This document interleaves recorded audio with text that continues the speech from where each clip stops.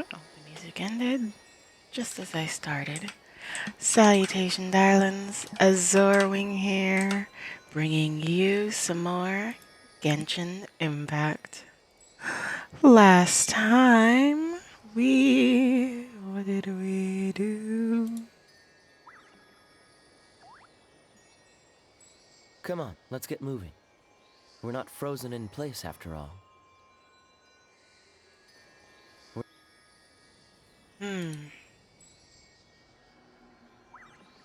That is a good question. What did we do? Okay. We did the little,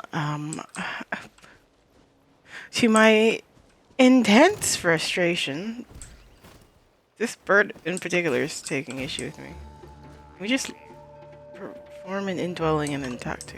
Okay. Cool it! Dodge this!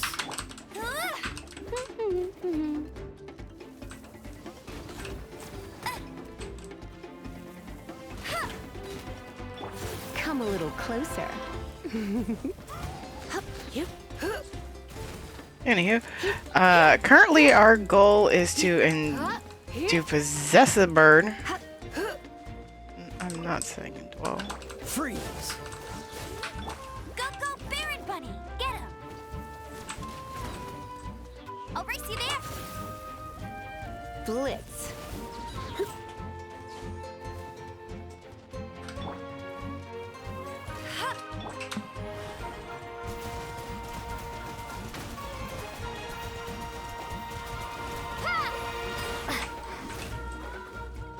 Dodge this! Cool it!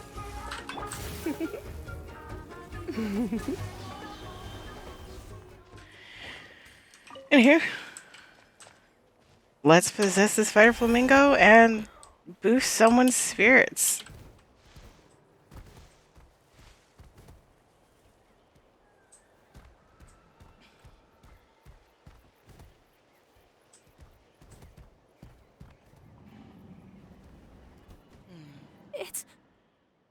It's a Kukasaur! Oh my gosh! Is this really happening? I did it! I summoned one! I was beginning to think you'd all given up on me completely. Thank you. Oh, thank you. Aww. It's like her mood is lifted. Now to wait till she's not looking and fly out of here. Excuse me? Would you mind if we did some flying practice together? Right now? I think I know where I went wrong in the test now. I need to maintain a higher speed on my turns. So I just gotta practice my bell tail slides and split S maneuvers. Yikes, that sounds complicated. I'm out of my depth. This is Also, dangerous. I really want to try some stall turns and cobra maneuvers. Crikey. Crikey. I've never even carried a passenger, let alone while doing all that. Need to get out of here. Huh? That sounded like a whistle. Is someone else trying to summon a Kukasaur? That's my chance. Hey! Wait! With the whistling provided for recovery, you make your escape. Do you think Koyer's feeling better now? Let's go back to that bridge and check. I don't... I was gonna say yes, but now I'm thinking no.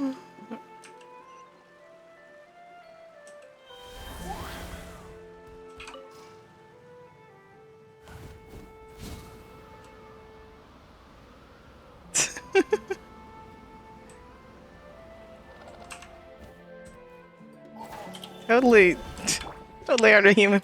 What's the hurry? Person cleverly disguised as this. Chaska! Hello, I summoned a Dawn. Kukasaur! They do still respond to me after all! Hello.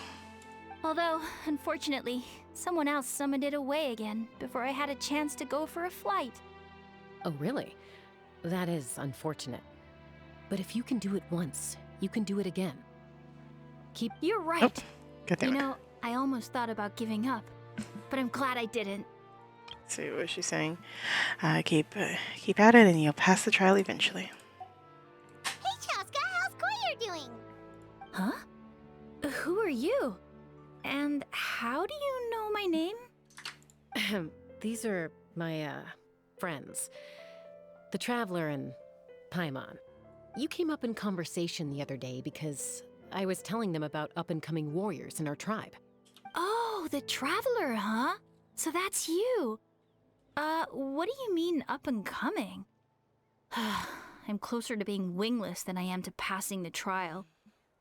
Anyway, we haven't met before, have we? You look so familiar somehow. Maybe you saw her in the stadium? Or anywhere, really. She's been all over Natlan lately, so it's not surprising that you've seen her around. If you say so. Yeah, that must be it. Goyer, Chaska. Hmm. Here you are. I've been looking everywhere for you two. Oh, Elder Alpa! What's the matter? I thought I should tell you myself. We're going to redo the flying trials. Redo them? How come? This is so unexpected. And I can't believe you came out here just to tell us that in person. It's embarrassing to admit, but due to time constraints, we didn't do a proper inspection of the arena before the last round of trials began. Then we started to notice many candidates performing worse than expected. So we redid the inspection afterwards and found a number of issues which likely impacted candidate performance. This was entirely our mistake, and I apologize unreservedly. I know it doesn't make up for it, but I thought bringing you this message in person was the least I could do. She has a vision. She still has NPC build, but it's cool to see NPCs with visions, because they do have them. Oh, okay. Chaska, these people you're with, are they the Traveler and Paimon? Huh? You've heard of us? Hello. I have indeed. Gathering intel is an essential part of being a warrior. Plus, you've already made quite a name for yourself in Natlan. Actually, I've been meaning to invite you to enjoy our tribe's hospitality for some time. Hospitality? That includes food, right? Of course it does. If you let us host you, you'll be treated quite lavishly. Mighty warriors are highly revered in our tribe. Besides, we still owe you for your help during the war. Without you, we would have suffered far worse at the hands of the Abyss.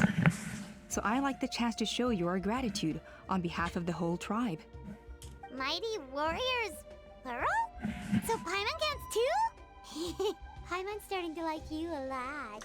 Bye. That should go without saying. Your flying skills are the envy of our tribe. Her voice is very flat for some particular reason. Is it good? The Flower Feather clan seems like a really nice bunch of people. We definitely need to take her up on this offer. Last time was just a flying visit. We never got to properly check the place out. Well, I'd love to stay, but I'm afraid I still have to inform the other candidates about the retrials. With our younger generation's future on the line, there's no time to lose. Wait, Elder Alpa! Let me help! The sooner everyone gets the news, the better! Very well. In that case, Chaska, could I leave you to entertain our guests? Sure thing. Okay. Let's meet by the Obsidian Totem Pole later. Koyer, let's get going. Okay. Why is Alpa's voice so flat? All right, they're out of earshot. I'm just gonna come out and ask. That Kukasaur who responded to Koyer's call, that was your doing, wasn't it? Sharp eye. I grew up with these creatures. I could tell something was off the second I saw it. Her whole demeanor seemed less like a Kukasaur and more like, well, you. So I figure you must have been pulling the strings somehow. Can't believe you saw through it. She looked very flustered when Koyer asked for a ride. So I whistled to give her a chance to escape. And judging by the look on your face, that was a welcome intervention, huh? It's all right. If you'd rather your hidden talents remain hidden, I respect that. I won't press you for answers, and I'll keep my speculations to myself. You're the kind of person I'd still trust even if you had superpowers. I know you'd use them for good. Technically, I deceived Claire. Does that still count as for good? I think the ends justify the means in this case. She just lacked confidence, and you helped her resolve her internal conflict. If If you hadn't intervened, I likely would have gotten my mom to help out instead. Although, having said that, there's a small chance she might have recognized her and seen through the whole thing. That would have done more harm than good. Well, luckily no harm was done in the end. Yeah. Anyway, if you're free now, how about I give you that tour I promised?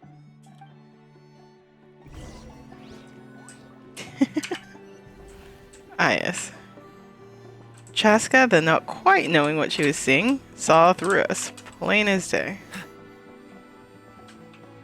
Checks out.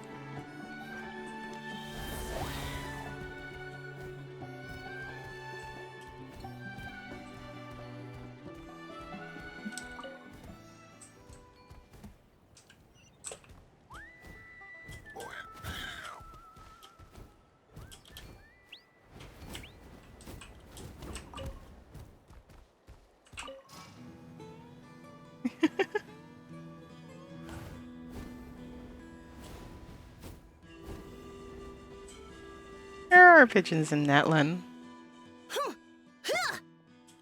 Yeah. Ready? I'm gonna get you. Uh-oh. Are they fighting? Should we try and break them up? They're clearly playing pie. They're fine. Just doing their daily combat training. That training? A little young for that, aren't they? Not to us. We're a tribe of warriors. In ancient times, we were the most elite troops in the nation, responsible for patrolling and defending all of Natlan. And even though times have changed, we've kept our martial spirit alive. Hey, is that Chaska? Jessica, you're back. We're in the land of country Oh, folk. can you come train with us? Now's not a good time, I'm afraid. I'm showing the Traveler and Paimon around. Maybe next time. The Traveler and Paimon? Wait, you mean that legendary warrior and legendary flying expert? Aww. I do like when people recognize pie. Legendary? Yep, that's us, all right. Awesome. It's so cool that you can fly without having to ride a cuckoosaur. Even Chaska could only do that for short distances. Miss Traveler, can you teach me some cool sword tricks? Oh, Miss Traveler, my family's shop makes the best volcano cake. You gotta try it. Let's behave ourselves, everyone. These people are here as our guests. They're going to meet Elder Alpa in a few minutes anyway. Kotini, instead of being jealous of other people's talents, why not work on developing your own? Kapak, there's no point in trying any cool sword tricks until you've mastered the basics. Have you done all your sword drills today? And Yatlan, easy does it, okay? Not every conversation has to turn into you plugging the family business. Okay.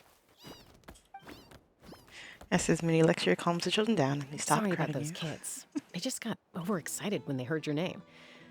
Hope it didn't bother you too much. They were precious. This is a volcano cake that Yatlan forced into my hands. She said to think of it as an apology gift. Whoa, it smells amazing. Traveler, you want some? Does smell pretty good. That's good. Yatlan will be thrilled. By the way, Chaska, those kids really adore you. You're way better with them than Paimon expected. Paimon figured you'd be more... aloof, maybe? Aloof, huh? Well, to be fair, there was a period when I was like that. Around the time when I first joined the tribe. But it's a terrible attitude to have as a peacemaker. It tends to turn situations that could have had a peaceful resolution into a stalemate that can only be resolved by force. Resolved by force, meaning beating both parties into submission. Yep, exactly. As long as other options are available, I try to avoid that at all costs. Someone once told me that peace imposed by force will crumble in a matter of days. But peace achieved through genuine dialogue actually benefits both sides, even if sometimes the parties are only willing to negotiate because they're both armed to the teeth. That's true. Hey, Chaska! Uncle Cusco knows you're back, and he's coming to get you. Oh, thanks. Traveler, Paimon, gotta dash. I'll meet you at the totem pole up ahead. You can't miss it. It sticks out like a sore thumb. Wait, are you running away? First rule of conflict resolution? Grab the fan and run before the you-know-what hits. Trust Chaska to make even running away sound cool. Sorry about this. Just stall him for me, okay? I'll explain everything later.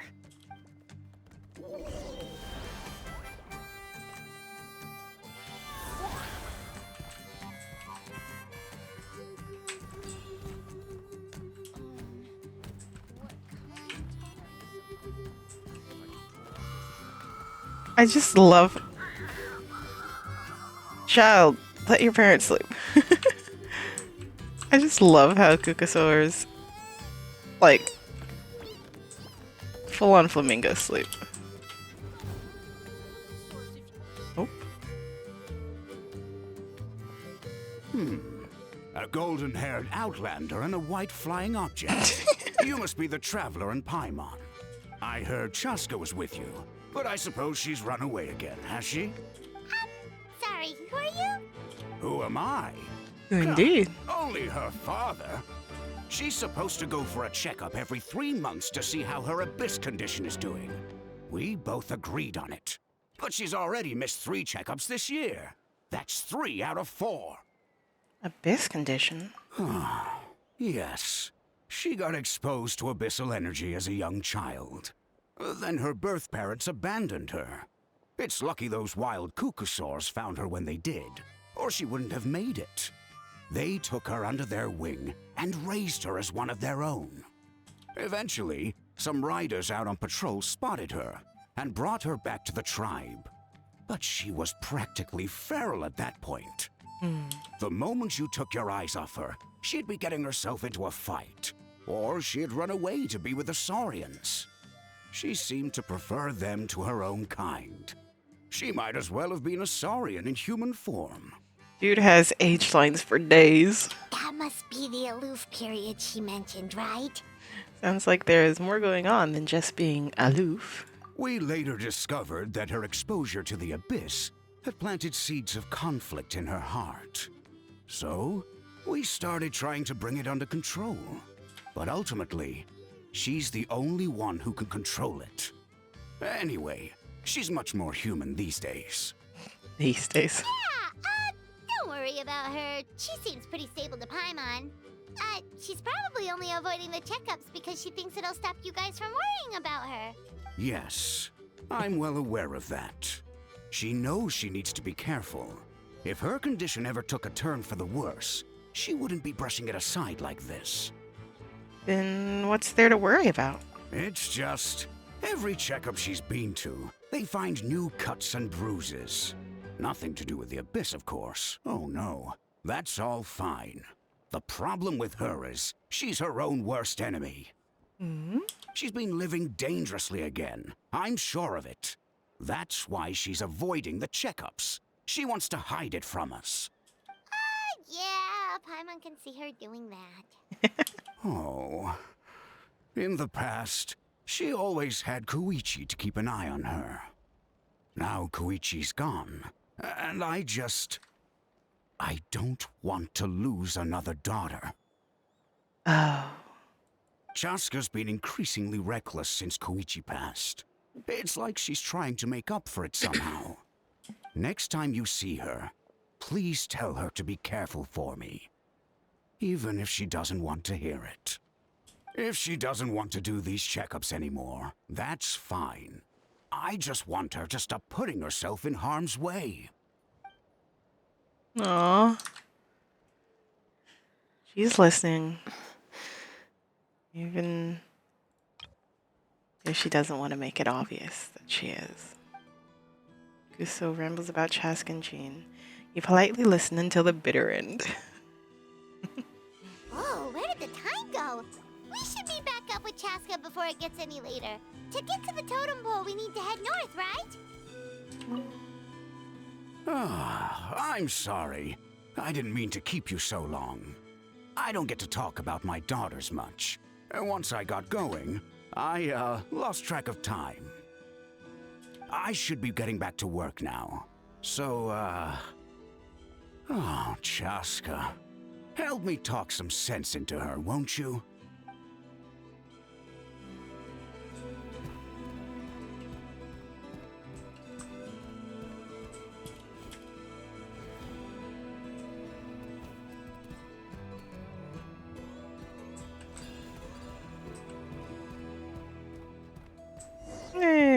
There they are. Hey, Chaska. Hey, Alba. Sorry to keep you waiting. It's all right. I bet my dad talked your heads off, huh? What did he say? That you used to run away from home nearly every other day, and nearly half of your peers got beaten up by you as a kid.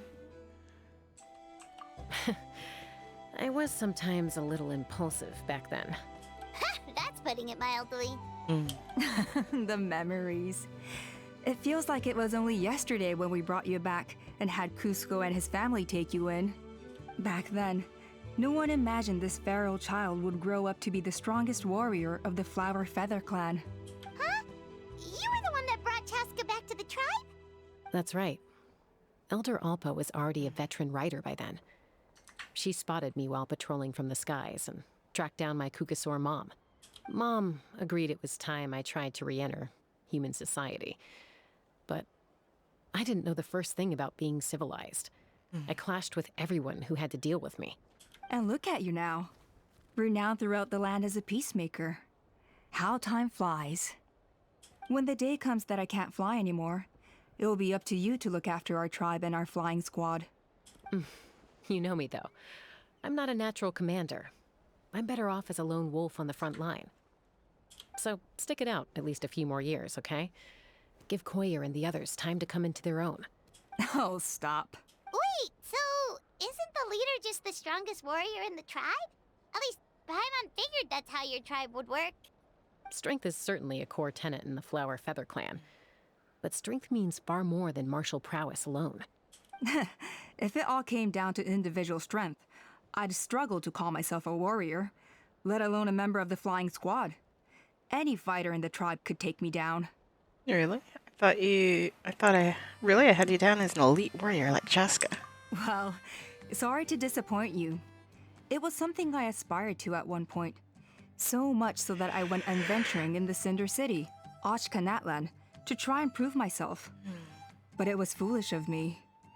I wasn't ready. I came back empty-handed and seriously injured. The fact that I survived was something, I suppose. But after that, I never seriously considered myself a strong fighter. And yet, you still managed to become the leader of the flying squad, thanks to your experience and determination. All while battling those old injuries. Don't you think that's a display of strength in its own right? Let's shelve this discussion for now. Traveler, Paimon, there are some simple refreshments on the table. Please help yourselves. Oh. Yes! Paimon was waiting for that part! Didn't you just gorge yourself on a whole bunch of volcano cakes? They were for the snack stomach. The refreshment stomach still has plenty of space. Paimon has multiple stomachs. Paimon is so full. Well, if you're enjoying our hospitality, feel free to stay with us as long as you like. Elder Alba? Something's come up. What happened? Is it serious? Shall I deal with it? It's... Some merchants showed up, not from our tribe. They said they're here to discuss some potential collaboration with us. Why now? This is terrible timing. There are a few Wingless that we haven't managed to reach yet, and we still haven't inspected the retrial arena. Busy schedule. Guess it comes with being an elder, huh? Let me handle the other errands while you meet with the merchants. You shouldn't be trying to do everything at your age. You should help too. Seems only fair after all that food we ate. We're not here for a free lunch. Huh. Well, much obliged. Chaska, the remaining Wingless are all people you know. Let's see. Pishika now manages the floating target balloons. Waska's probably still addicted to eyes on the feathered prize, and Junon spends her days up on the flying platform, staring at the Cinder City. I'll leave you to tell them the news.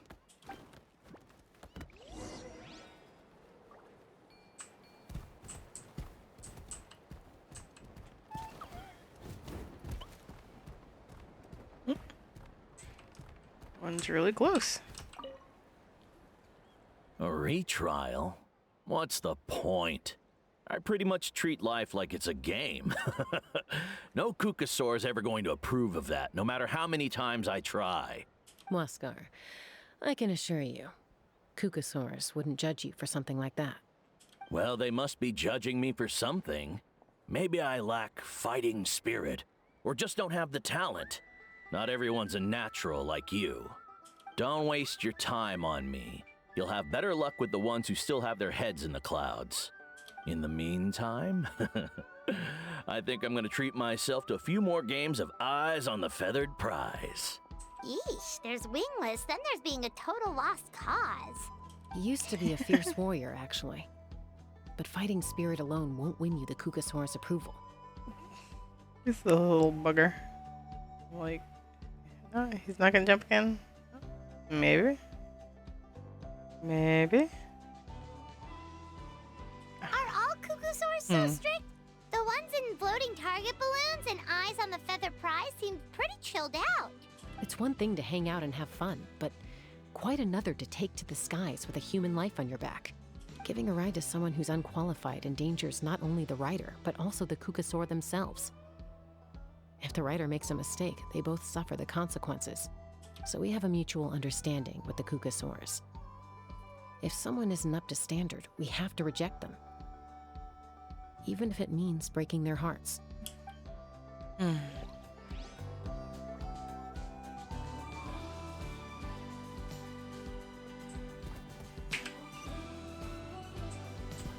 One over there, and then I want to try our Eyes on the Feathered Prize. If your eyes on try Eyes on the Feathered Prize, own your vision and be rewarded. Not a concise explanation, maybe too concise. Barely feels like he said anything at all. Detailed rules for later if you want to try. Let's hear the rules then. Three Kukasaurs will fly off. Keep your eyes on the middle one. When they all flies back, recognize the girl you're walking. You walked around. When they all fly back, recognize the one originally in the middle. That's it. So they'll switch positions mid-flight, and gotta figure out which one was originally in the center. Correct indeed. Huh? No wonder you call this eyesight training. Simple test. Well, there's water, and if there's no trouble, we play for real. Rewards if you succeed. All right, I'll give it a try. I'm ready. Hit the target and start.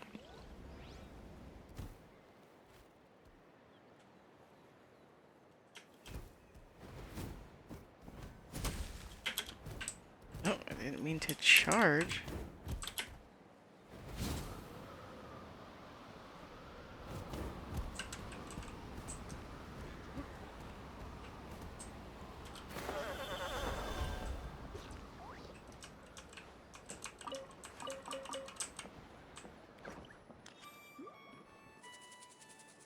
Let's begin.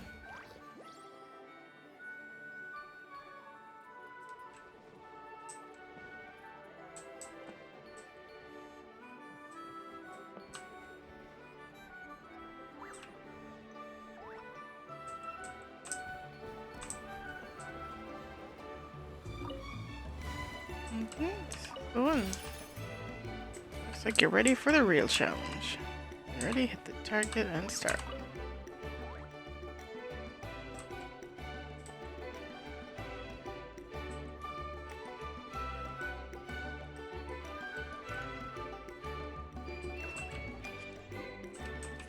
Oh my god. How come they all come behind buildings and mountains? You can't see anything there. You have to put your heart in it to truly see.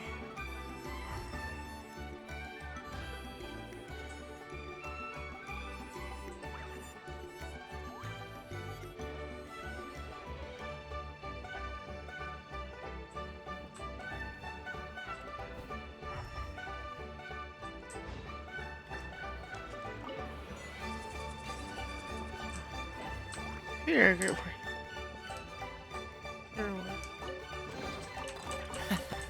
Quite the find. I can't quite explain how I was able to guess that, but I was. And that's an achievement too. Oh, an obsidian fragment. No more prizes left. No more prizes. No more challenge. Any other questions? Why do you speak so slowly? Previous injury fell from a very high place. My chest can't speak like before. I don't think it's too terrible.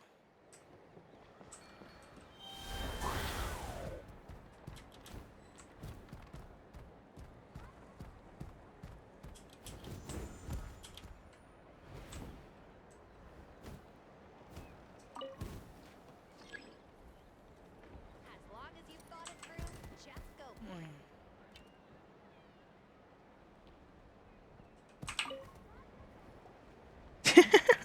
Are you sure you don't want to reconsider, Pashika? I appreciate it, boss. But honestly, I'm pretty happy with my life nowadays. Pashika, they're redoing the flying trials. Huh? Utoda? Ah, did Alpa send you? I was just telling Pashika the news, actually. The way things are with the tribe these days. I mean, you don't need me to tell you. This here is no future for a seasoned warrior like you. Ah, come on, boss. Do you have any idea how long it's been? I've been wingless for years now. I'm not cut out for that anymore. Of course, I'll do my part if we ever need to defend the tribe. But there's really no point in me trying out for the flying squad now. I've already made my peace with it. Not everyone has what it takes to return to the sky after going wingless. Elder Alpa's perseverance is something else. And it's okay if I'm not destined for greatness.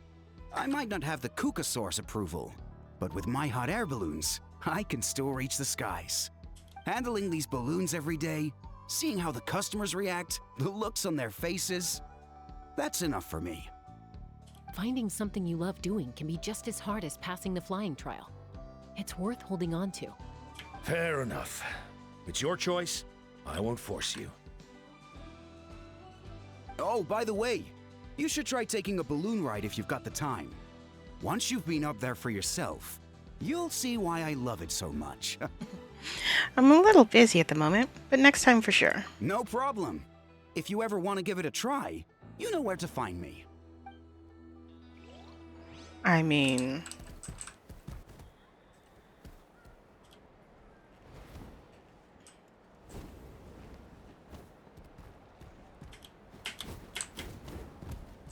I already took one break. As long as you've thought it through, just go for it. Target. After a while, the training hot air balloon slowly approaches. I didn't realize Chaska was out delivering the news. Looks like Alpa's finally learning how to delegate.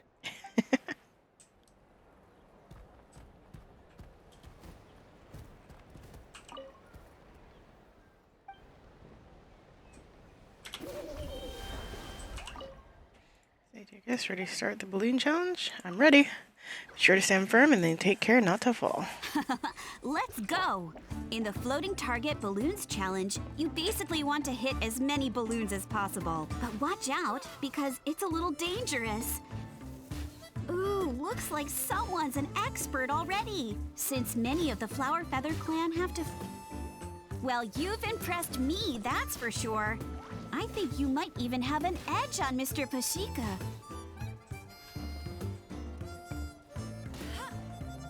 Oh, I didn't know you could do that.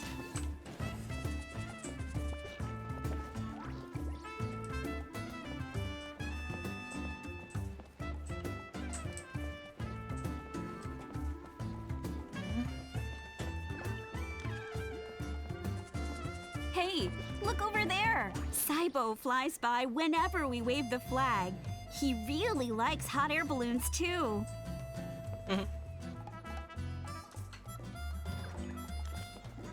Hey, birdie birdie.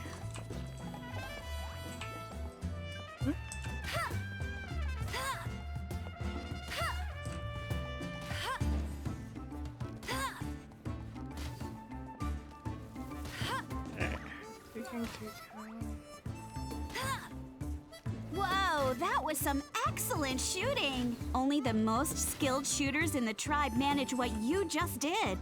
I guess you must have a lot of combat experience. Ooh, looks like someone's an expert already. Since many of the Flower Feather clan have to fight while riding a Kukusaur, they have to be an excellent shot. That's why floating target balloons is so popular with my people. A lot of them use it to practice.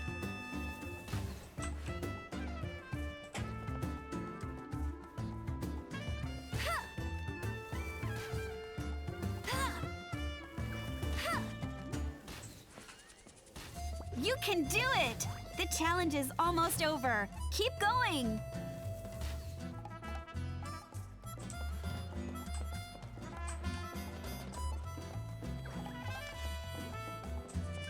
I've gotten 34.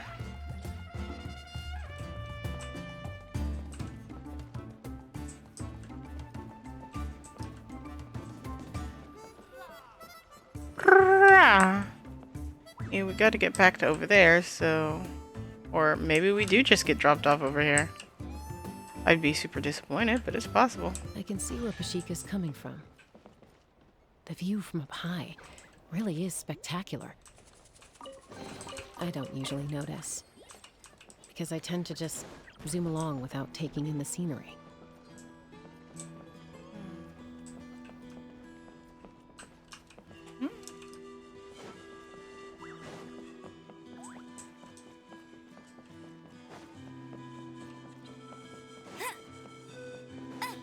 I do like that Chaska commented on it. Because it's like, hey, technically she's with you, even if you can't see her.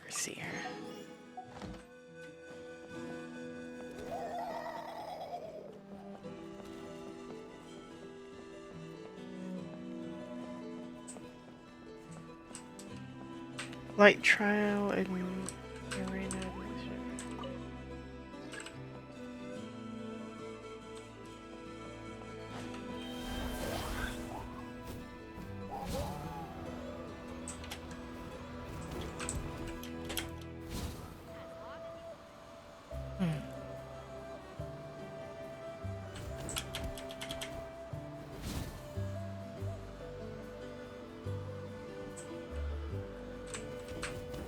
Oh.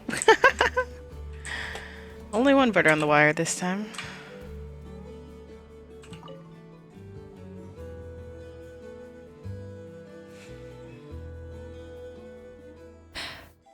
Hey, Junan. Gazing out at Ochkanatlan again, huh? Chaska? What are you doing here? Is something up? The flying squad is hosting retrials again soon. Wanna give it another try? Maybe you're forgetting the definition of wingless. I've failed so many times already that I've decided to call it quits for good. I'm done. Elder Alpa always goes out of her way to come and tell me when a new trial is coming up, and it's nice of her to think of me. But nothing's gonna change. I'm not going to suddenly pass just because they're holding another trial.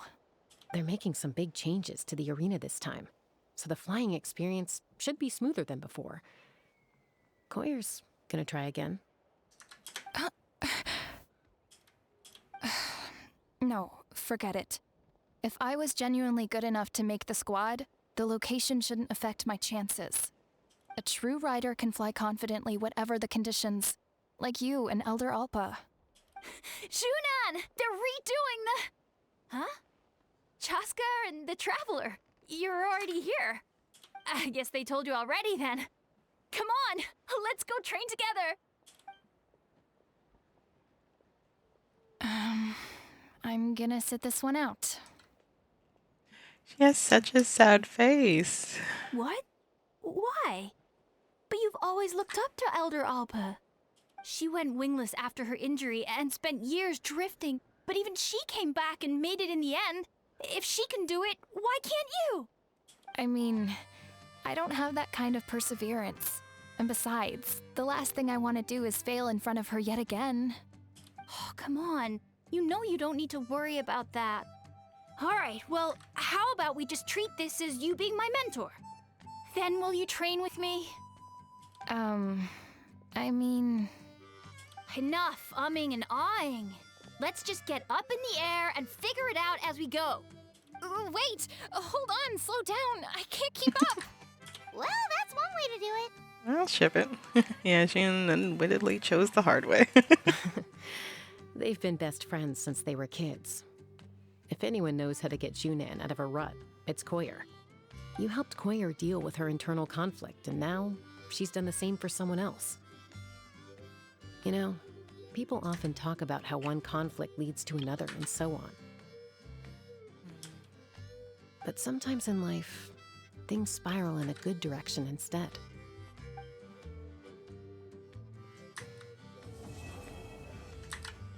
The wingless one of Tlalocan. I keep reading it as Tlalocan. Wingless on the list now, right? Where to next? The trial arena. It's not far from the tribe.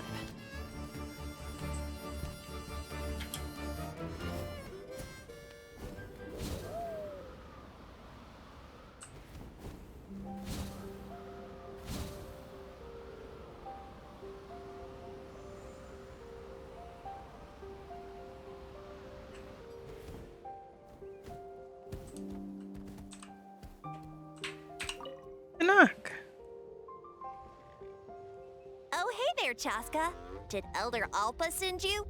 Yeah, she's got other things on her plate right now. How are things looking here? Well, the inspection revealed numerous blockages all over the trial arena. It looks like they're the result of ley line disorders caused by repeat abyss invasions. Theoretically, we just need to clear those obstacles, and the arena will fill up with gaseous phlogiston again. But that's proving difficult to achieve in practice, for all sorts of reasons. Why don't you head on down and check things out for yourself? Feel free to ask the staff for more details.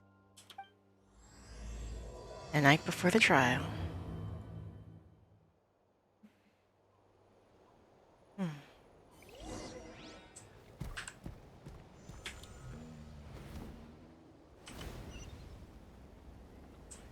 Oh, let's start up high.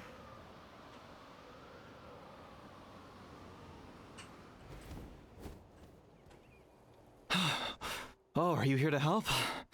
Thank goodness. There's no way I could do all this by myself. So the blockage here has to be cleared using a special bomb, but carrying explosives up that steep slope would be a recipe for disaster. If I dropped it or slipped and fell, I'd be blown to bits in an instant. So, my plan was to transport the bomb to the other side, then send it over in a hot air balloon. All I need now is for someone else to strike the balloon at the right moment, dropping the payload right on top of the spout, and problem solved. What do you think? Simple enough, right? I think I can handle that. Is that hot air balloon up there yours too? Huh? Oh, that one.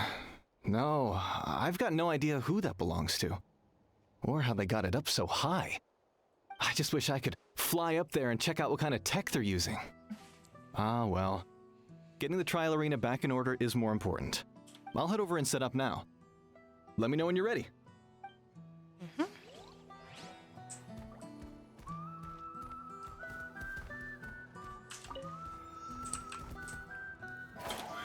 Yeah. Oh, Jessica! Take me up.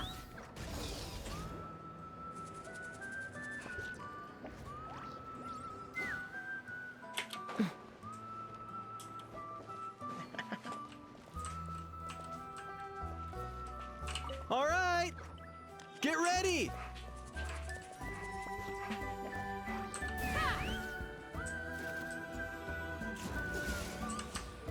Locked on.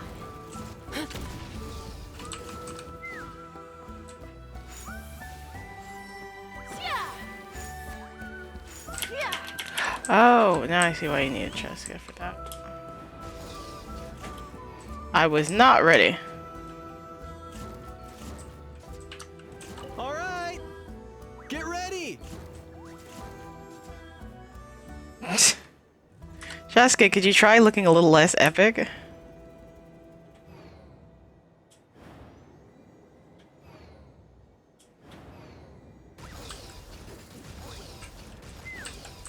Mother trucker. All right, get ready.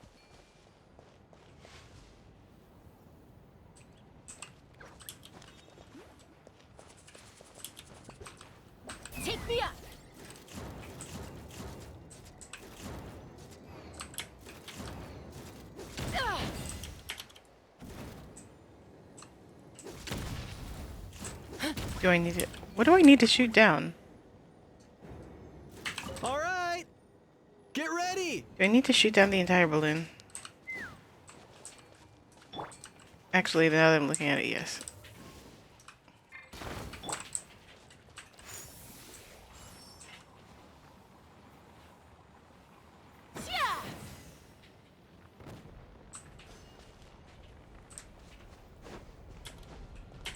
Let's fly.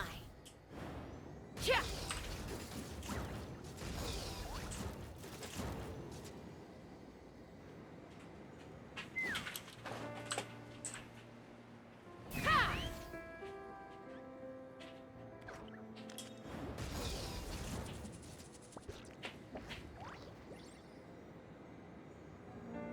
Hmm.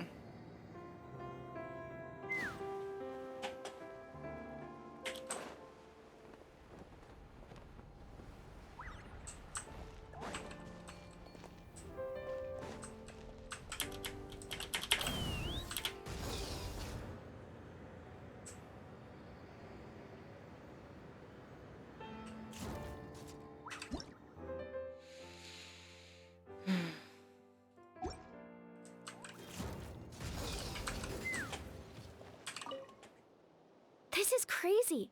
I put all of my strength into it, but it just won't break. Maybe Inkanak was right after all.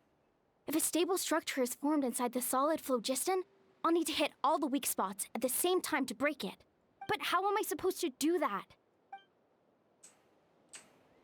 Well, you've got one Jessica. Let's fly. That was literally all that was needed.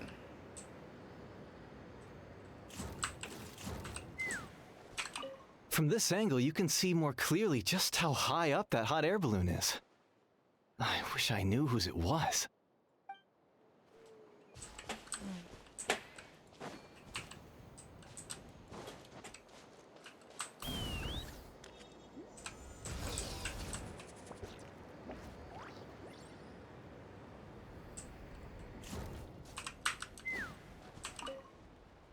Ah, so that's how you do it. Amazing! Explosions!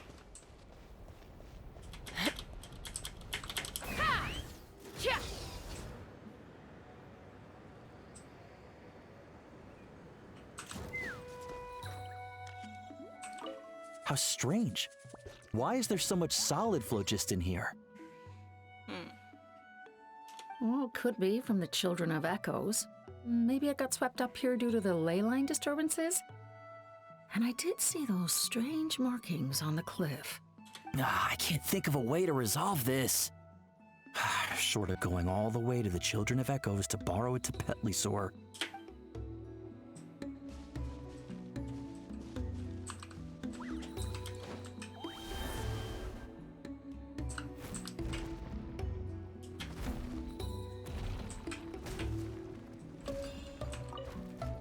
How strange. Well, could... I can't...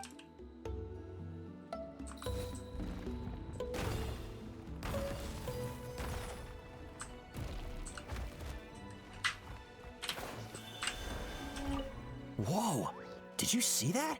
A Petlisaur just showed up out of nowhere. How did it get here? Just passing by, or... Huh. Well, not gonna argue with a good thing. The spout's clear. That's all that matters.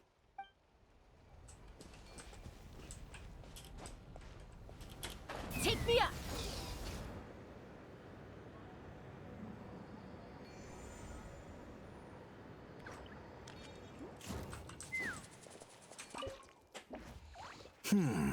Gunpowder. I think it should be possible to clear this spout with just a few hard hits. But there are signs of strange life in here. Meddling with it might be dangerous.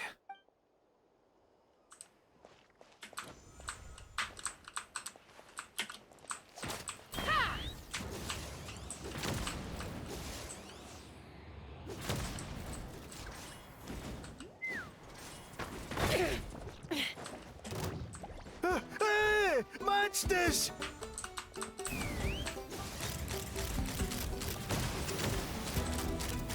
Bullseye! gaseous phlogiston is being replenished. Looks like all the spouts have been unblocked. Let's head back up.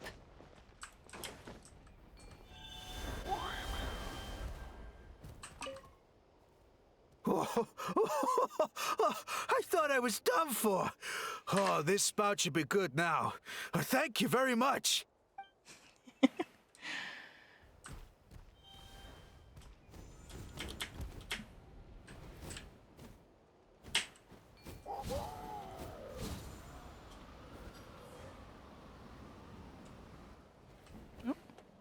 Wow, you took care of everything in no time at all. Incredible work. Now we just have to wait until the gaseous phlogiston is fully replenished. Then we can kick off the retrials. Actually, Inkanak, I'd like to do a test flight first, just to make sure we're not missing anything. Could you arrange that for me? Huh? But you only just finished getting the arena ready. There could still be other hazards we're unaware of. Exactly. All the more reason to have me test it out. Think of it as another inspection. I guess you're right. With your flying skills, you won't be in any serious danger, even if there are hazards we overlooked.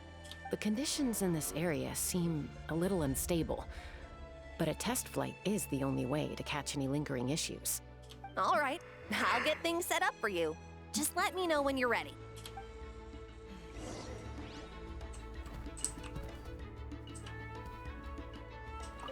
Are you ready?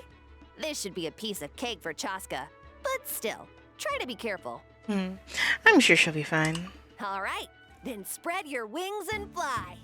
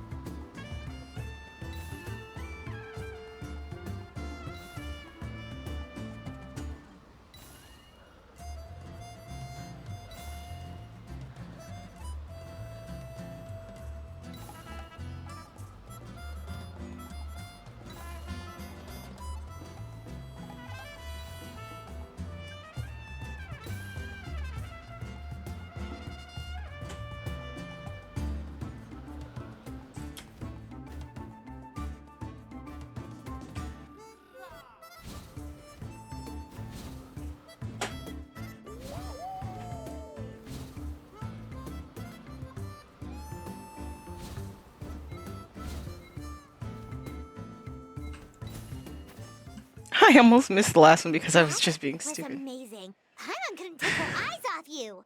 So, any further issues with the venue? No, nothing major. Give it a few days, and we should be able to conduct the trials. Help! Help me! You're from the Flower Feather clan, right? Please, come quick, you've got to help us! Catch your breath first. What's the situation? We got attacked by a Kukasaur. My friends are still stranded in the middle of the road with the goods we were transporting. Please, I'm begging you, save them! Huh? Are Kukusaurs really that aggressive? Do they usually attack groups of people unprovoked? This dude's like, yes. Not in my experience, but there are exceptions to every rule. Let's go check it out.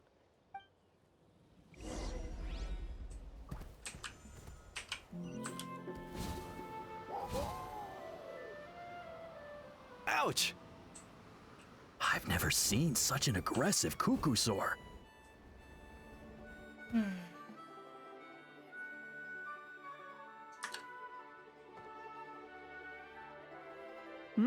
Chaska? Traveler? This is a surprise. Elder Alpa? Huh. So, where's this aggressive Kukusaur we've heard about? Already flew away. Looks like it backed off once it realized that reinforcements were coming. So why do you think it attacked these people in the first place? Was it after the food? No. These merchants are even transporting food. Ah! Thank goodness! The phlogiston wings are intact! Phlogiston wings. Thank you so much for coming to our rescue. These phlogiston wings are our most prized goods. If anything happened to them, it would ruin us. Wait a minute. Are you the merchants that were looking to collaborate with us? Wormy told me about you. Yeah, that's us. So I take it you're Elder Ulpa? I am. You must be exhausted from your journey, not to mention shaking up from the attack. Let me bring you back to our tribe to rest. We can talk business after you've recovered. She still sounds so But stilted. Elder Alba, what about the Kukasaur attack? Well, our guests here weren't seriously injured, and their goods are intact. Perhaps that Kukasaur was just having a bad day. There are so many of them around here. You'd expect something like this every once in a while. I don't think we need to pursue it any further. More importantly, how are the preparations for the flying trials going? Is everything in order over at the arena? Trials will be able to start very soon. Huh? Did you say flying trials? What a coincidence! Sounds like a perfect use case for our phlogiston wings. You'll be pleasantly surprised by what they can do. Oh, really? Now I'm intrigued. Well then, let's forget all about this Kukasaur attack for now. We have some serious business to discuss. Huh?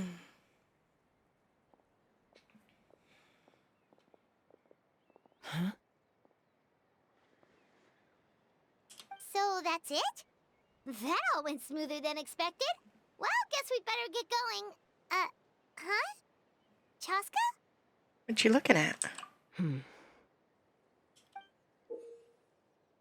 Kukasaur feather?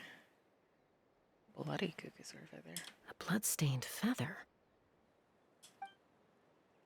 Instant forgot about it. The page returns to the fire feather again. The next few days are uneventful except for the flying trial preparations, which continue at an accelerated pace.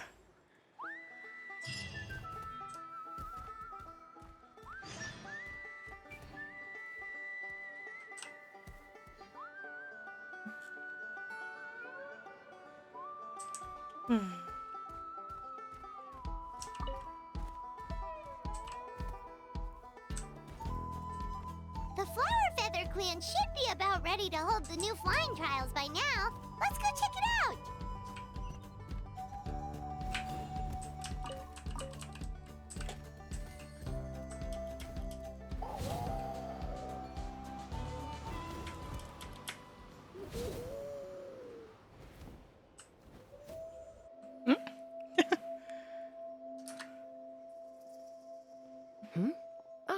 Traveler in Paimon. You came. Yep, and it looks like we made it just in time. Although, can't say the same for the Kukusaurs. Bit of a low turnout, huh? Yeah, you'll see why soon enough. All right, get ready. 3, 2, 1, fly! Whoa! They're really flying! What? Phlogiston jetpacks. Huh. That one's just on another level. I feel light as a feather. I'm flying without a Kukasaur. These phlogiston wings are awesome. What's going on? Paimon can barely believe his eyes. How did they fly all on their own? What happened while we were gone? The merchants we ran into that day were selling a product called phlogiston wings. It's a flying machine worn on the back. To operate it, you just use a handheld trackball that controls the flow of gaseous phlogiston. That's incredible.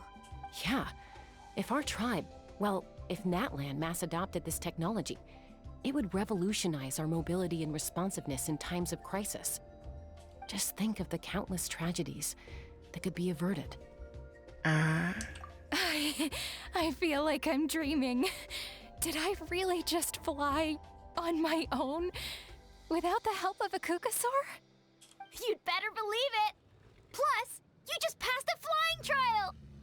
Right, Elder Alba? Elder Alpa?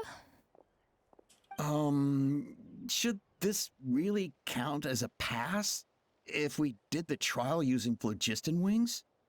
Why not? The scoring rubric is about flying performance. It doesn't specifically say you have to ride a Kukusaur, does it? Yeah, maybe, but I mean, even Chaska had to ride a Kukusaur in a trial, right? And the whole point of the trial is to test both your flying technique and your ability to work with a Saurian companion. Well, if we can fly by ourselves, maybe we don't need to test the ladder anymore. Chaska, Traveler, what are your thoughts on this new invention?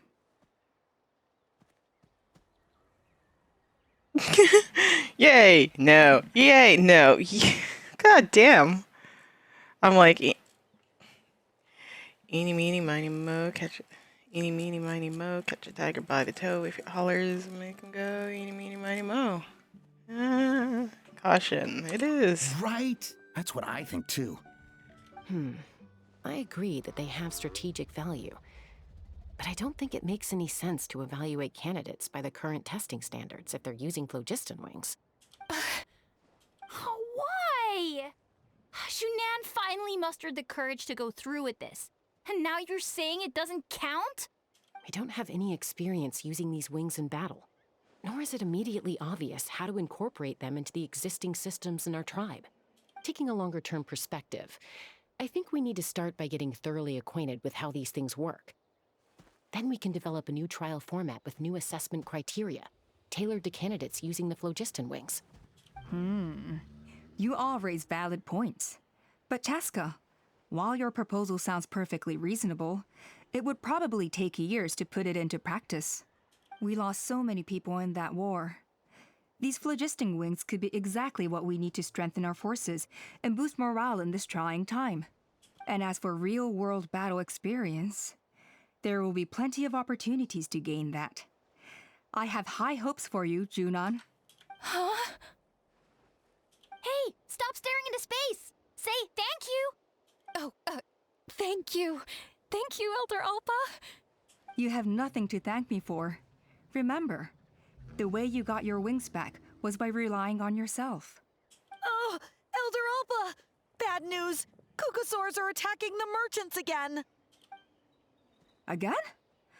Okay, everyone, stay put while I... Huh? Chaska? Guns and wings. Why did Chaska rush off like that? And then Elder Alpa and the others too? Anyway, let's go see what this is all about.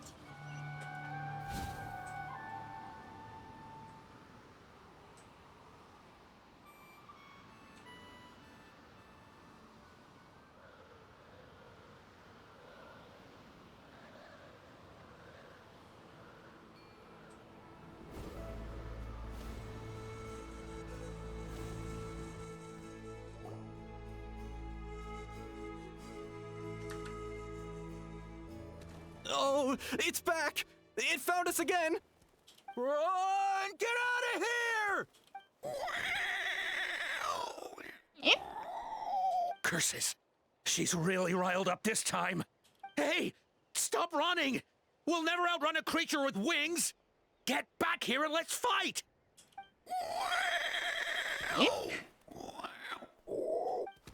Stop! All of you!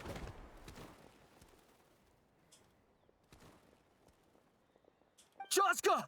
Oh, wonderful! Quick, get rid of that thing! This one injured?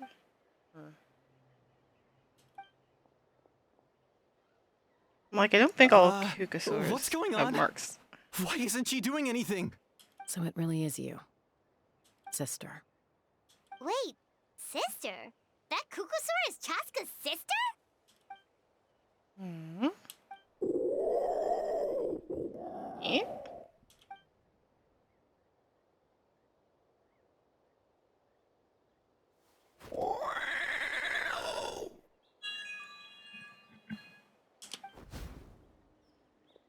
Koya, wait! Is Chaska gonna be okay? Should we go check on her?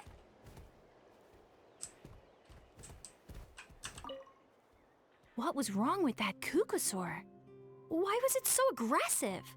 If we just let it escape back into the wild, who's to say it won't attack again?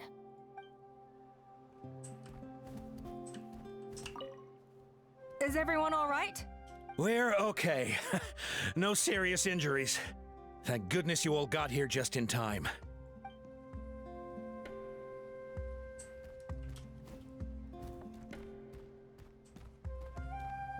Chaska.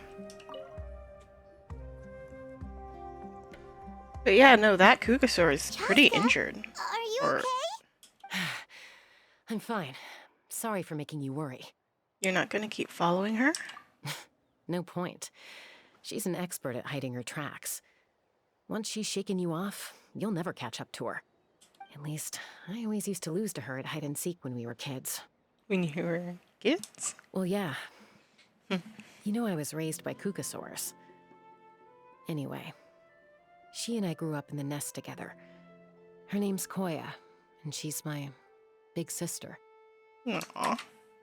We played together all the time, chasing each other through treetops or mountaintops. It felt like it would go on that way forever. Until the day I was sent back to live with the humans. Not all Kukusaurs are friendly towards people. Koya, for instance, she's fine with me because we grew up around each other, but she's not fond of other humans. When Mom decided to send me away, Koya strongly protested, and after I left, she became more and more reluctant to interact with humans. Maybe she thinks that humans stole you away from her. It's a possibility, but in any case, we still stayed best friends at first. I had a hard time adjusting to life in the tribe. So whenever something went wrong, I'd run off into the wild and vent to Koya. Ah, so that's what Uncle Cusco was talking about. He said you seemed to prefer hanging out with Saurians to your own kind back then. Yeah, I did. But then, gradually, everything changed. With a new mom and dad, a new tribe, and Koichi, I started getting curious about these humans and made an effort to understand their behavior. The more time I spent with them, the less I spent with Koya. And then, one day, it was Koya's turn to leave the nest. She sought me out and asked if I was willing to leave the tribe and go live in the wilderness with her. As far as I can remember, that was the first time she ever approached a human settlement on purpose. So, how did you answer her? Oh, she's still living with humans, ain't she? Well, I wouldn't be standing here talking to you if I'd said yes. In other words, you turned her down? No, I was torn. On the one hand, I'd already made up my mind to embrace my new family and accept my human identity. But I also knew that Koya wasn't a fan of humans, and I didn't want to disappoint her. She took my hesitation as an answer. She saw it as a personal betrayal, threw a huge fit, and then flew off. We hadn't seen each other since, well, until today. Not for a lack of trying, though. I tried asking Mom where Koya's new nest was so I could talk things out with her.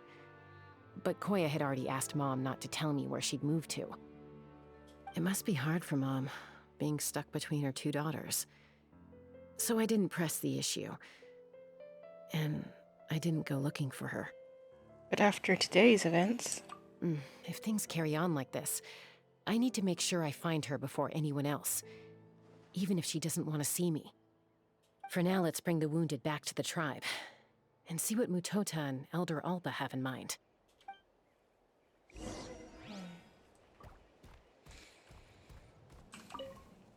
What was wrong with that Kukusaur? If we just let it... Already, they're getting hostile.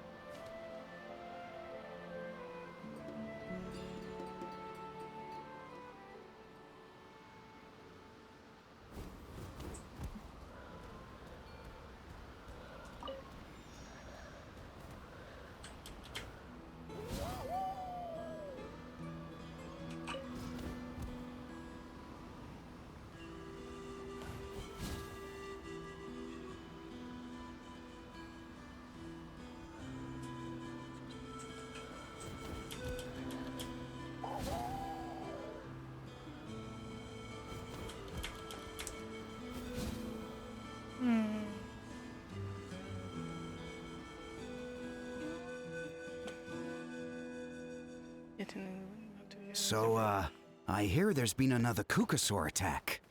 Ha! I knew it! They're wild animals, and they can't be trusted. Hey, show a little respect. The Kukasaurs are our partners. Maybe in the flying squad, but they don't give a hoot about the rest of us. Well, now that we have the phlogiston wings, do we even need the Kukasaurs anymore? Are you kidding? How are we supposed to protect our tribe without them? I didn't mean it like that. Huh? Protect our tribe? Or are you just scared that your precious flying squad will lose its prestigious position? You take that back! Things are changing so quickly. Yep. Chaska, there's a conflict emerging there. Aren't you going to nip it in the bud? The whole tribe's talking about this now. Breaking up a single fight won't solve anything. The real source of conflict here is the phlogiston wings. And what happened with Koya. On any other day, people would just brush this attack aside. After all, clashes between wild Kukasaurs and humans are no more common than those between people. But now that the phlogiston wings have entered the equation, it's sparked a debate over whether our tribe needs the Kukasaurs at all. I worry that we risk repeating the mistakes of the Cinder City. Back then, Lord Ochkan's hatred of the Saurians nearly destroyed the peace forged by the Pyro Archon. Chaska, to prevent things from deteriorating further, I'd like to task you with restoring peace to the tribe. I will. Traveler, you've already done so much for Natlan, and the Flower Feather clan has no right to ask more of you. But... Say no more. I'm in. Chaska's my friend. You all are. Looks like I was making a mountain out of a molehill. And don't forget about Paimon. Just leave this to us. This whole situation has unfolded so quickly that it's put us on a back foot.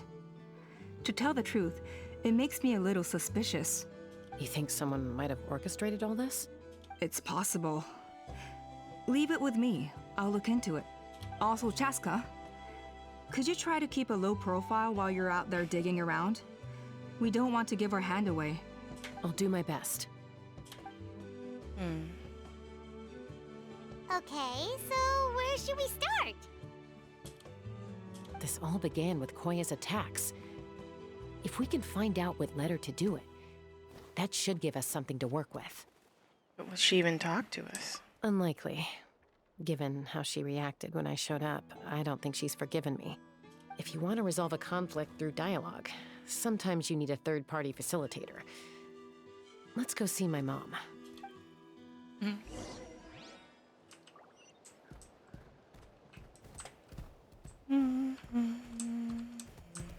There it is.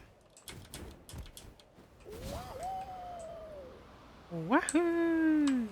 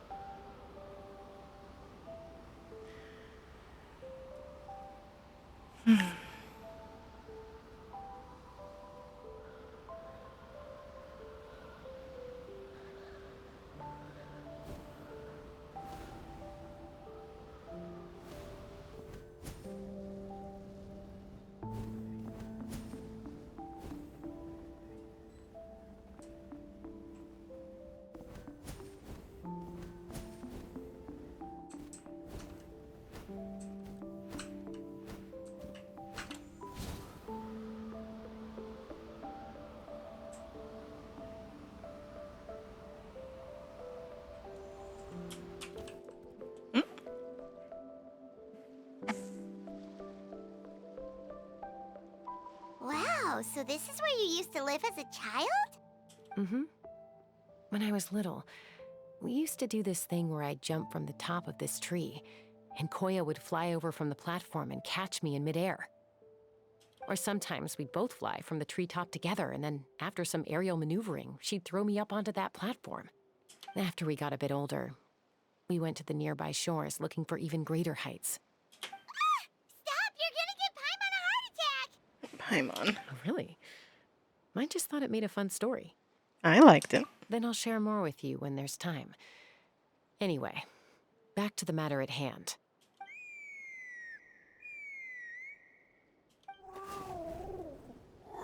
Aww. Cheep, cheep, cheep. Hey, Mama Bird. I'm back. My last visit was only a week ago, wasn't it? See? I visit you more than I visit Papa Cusco. I brought a couple of friends with me. These are the Traveler and Paimon. Traveler, Paimon, this is my mom. Her name is Chimpu. In the human tongue, anyway. Aww. Hi. So you understand this Saurian language? No, not really. I don't speak it as such, but I can sort of get the gist.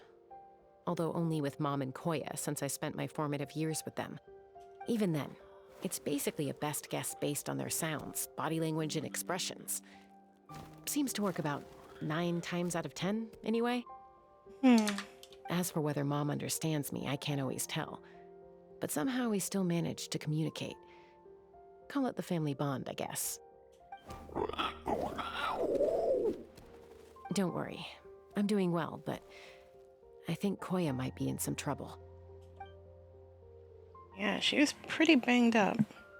I know she's never been a fan of humans, but she's never deliberately attacked them before either. What's behind this sudden change? Does, Auntie Chimpu know anything? Doesn't look like it. Koya hasn't visited her in a long time. Then, could you please tell me where she's living nowadays? I really need to talk to her. If this animosity between her and the tribe continues, then the next time there's an incident, I don't know if I'll make it there in time.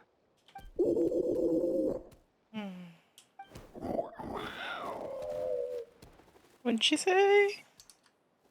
She said she'll take us there. Thank you, Mom.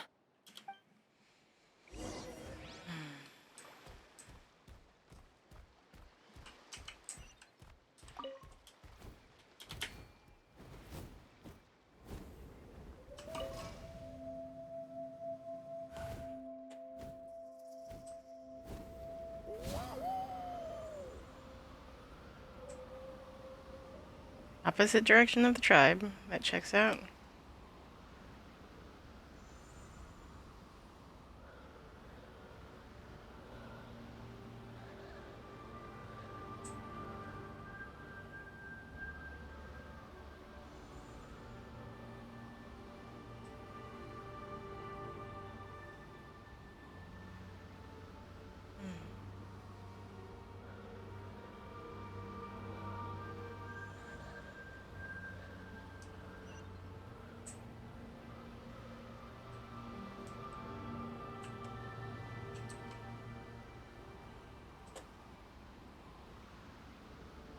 There's a Kukusaur nest. Oh, God damn it.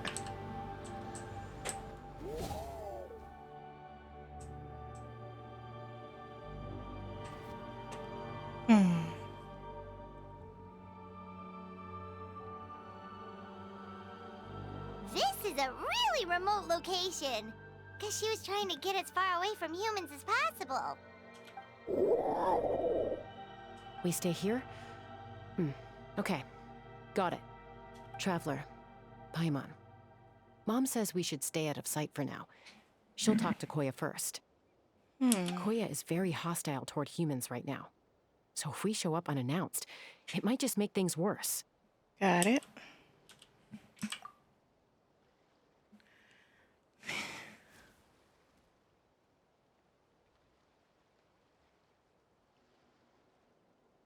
Yeah, he's like really banged up. Aww.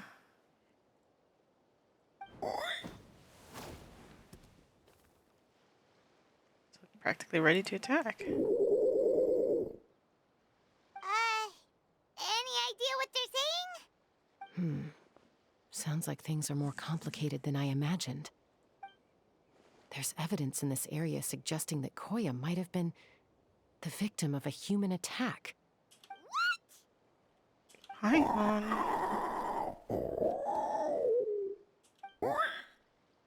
No, What's wrong? it's Chime, Koya's child. The attackers kidnapped her. They came over the sea, under the cover of night, and they took Chime. What the heck? Who would do such a thing? I searched day and night and finally found them. When she says them, does she mean...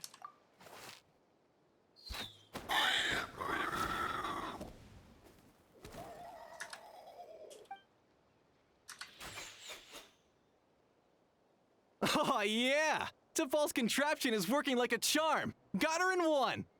Hey, there's another one! Wait, is that the one that got away last time? Who cares? Just get them all. T'Pol pays us per catch. They're hunting Kukusaur.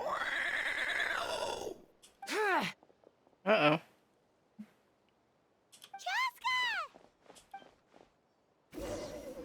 Joska? How'd you get here? Quick, stop her!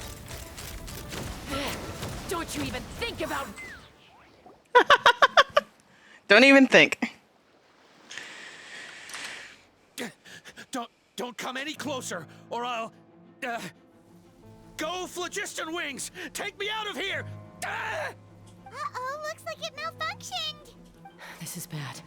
Mom and Koya are already injured. And if that thing explodes right next to them... Help! Elemental energy suppresses it! Please, someone! Get back! It's still going, and it's getting worse. Guess we need a more permanent solution. All right then. Throw it like a baseball. I like that. The little doot doot doot doot. Throws my That was too close. I thought I was gonna die. That can still be arranged. Answer us honestly. Were you the ones who attacked Koya before? I am... No, it was...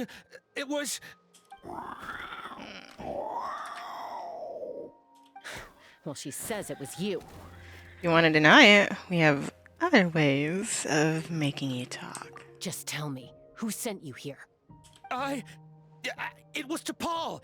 He told us to catch all the wild Kukusaurs we can find. And he also said that this Kukusaur has become a thorn in his side, so he needs dealing with urgently. T'Pol? Huh. Sounds familiar. But where from? So where is he now? Well, he tends to send his orders in writing. He pretty much never communicates with us in person. When he does, he wears a mask to hide his face. And whenever we trade Kukusaurs for Phlogiston Wings, we deal with his henchmen. So you didn't even make those wings? All we did was slap some labels on them and transport them over here, to make them look like they're imported. To make it harder to trace their origins. Why does he want you to catch Kukusaurs? I don't know, honest! Well, that's mighty convenient, huh? What about if I held a gun to your head? Would that change your answer? Goddamn, Chaska. No need. I'm sorry.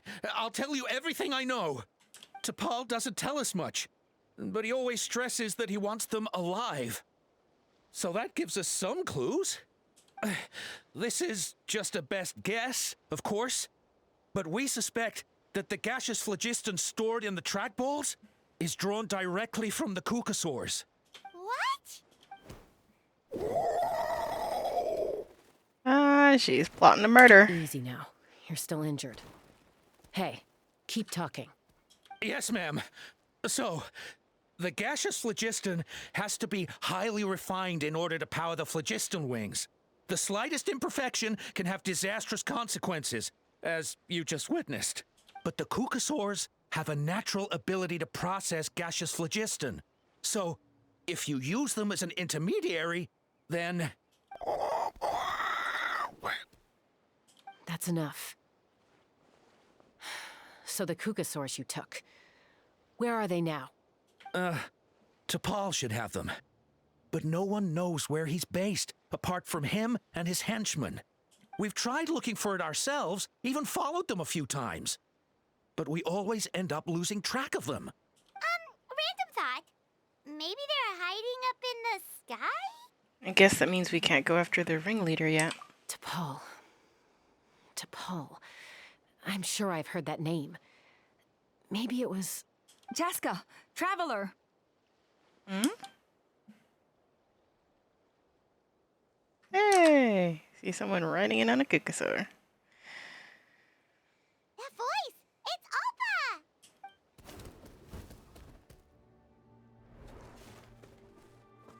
Alpa! Littles. Alpa? What brings you all the way out here? Well, I was patrolling nearby when I heard the sound of an explosion. What's going on? Oh, let me fill you in. Explain Thalpa's scheme.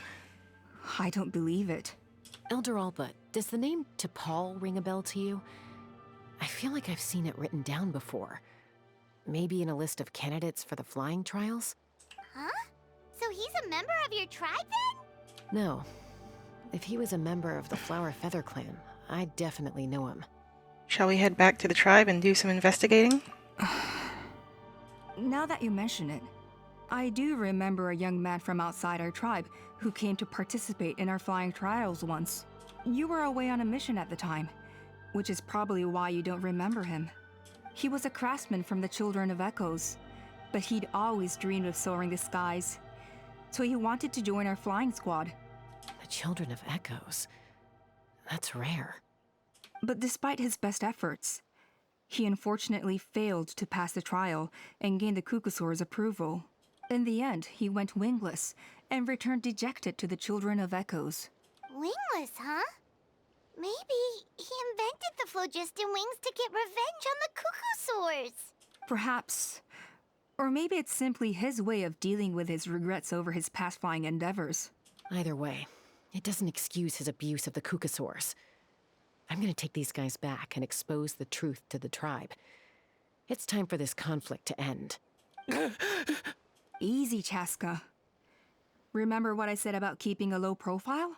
The ringleader still hasn't shown himself, and this man's allegation about powering the phlogiston wings with cucosaurs is only speculation. Bringing these men to the tribe now won't win over any current supporters of the phlogiston wings. In fact, it may even escalate the conflict further. After all, many are mistrustful of the cucosaurs after recent events. Is that why T'Pol waited until now to try to capture my sister? I don't know. I mean, he did tell us to spread negative rumors about the cucosaurs and slip some mora to anyone opposed to them, but... Koya only attacked humans because they stole her child! Nevertheless, we will be hard-pressed to change people's minds while emotions are running high. Unless we have irrefutable evidence. You mean we need to catch T'Pol himself? Bravo! My thoughts exactly. In the meantime, leave these men with me.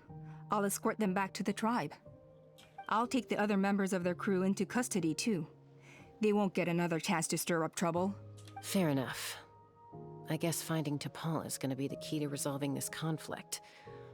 Let's hope the Children of Echoes have some info on him. Sorry, whatever it is, it'll have to wait till this is all blown over. I have to fix this situation before it spirals out of control. Mom, sis, rest up and get well soon. I gotta fly.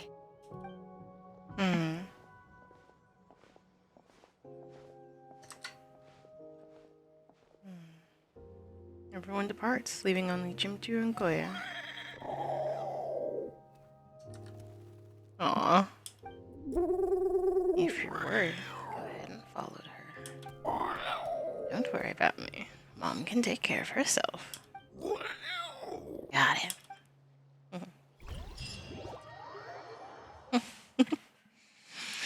She cares.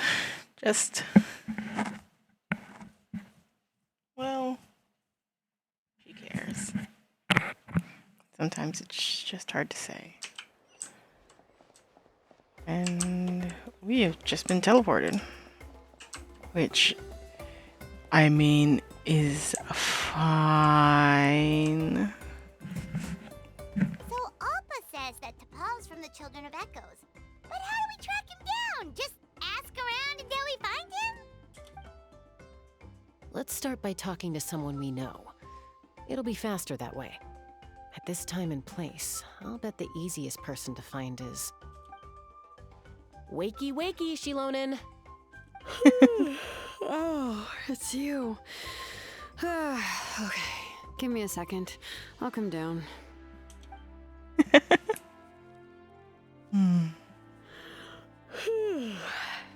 Seems like you both love climbing trees. I climb trees to fly further and see farther. I don't usually stop for a nap.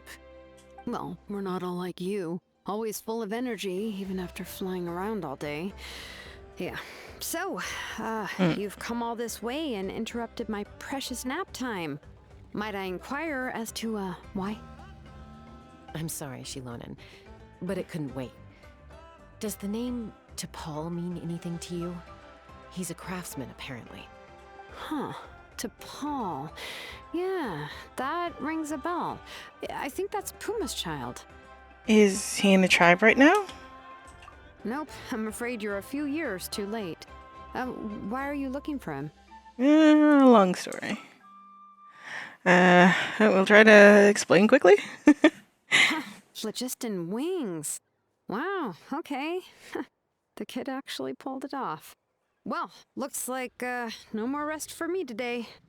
Pulled it off? You mean he's tried making something like this before? Yeah, he started trying to build a flying machine right after he got back from the Flower Feather clan. So right after he went wingless, then. Was this flying machine anything like the gun you made me? You mean your gun that's harder to tame than the proudest Kukasaur? No, he wanted to build something that allows anyone to fly freely, even if they're not naturally gifted. But he never got very far back then, though. Blew up his workshop a few times and barely made it out alive. I never really kept up with him after that. His parents traveled a lot in their youth and only returned to the tribe after he was born. But they settled in a remote area and don't interact with other people much. Which means most people in the tribe don't know them very well. Your best bet is to chat to his direct family. I'll, go get Puma. Wait for me in front of the workshop. I won't be long. Okay.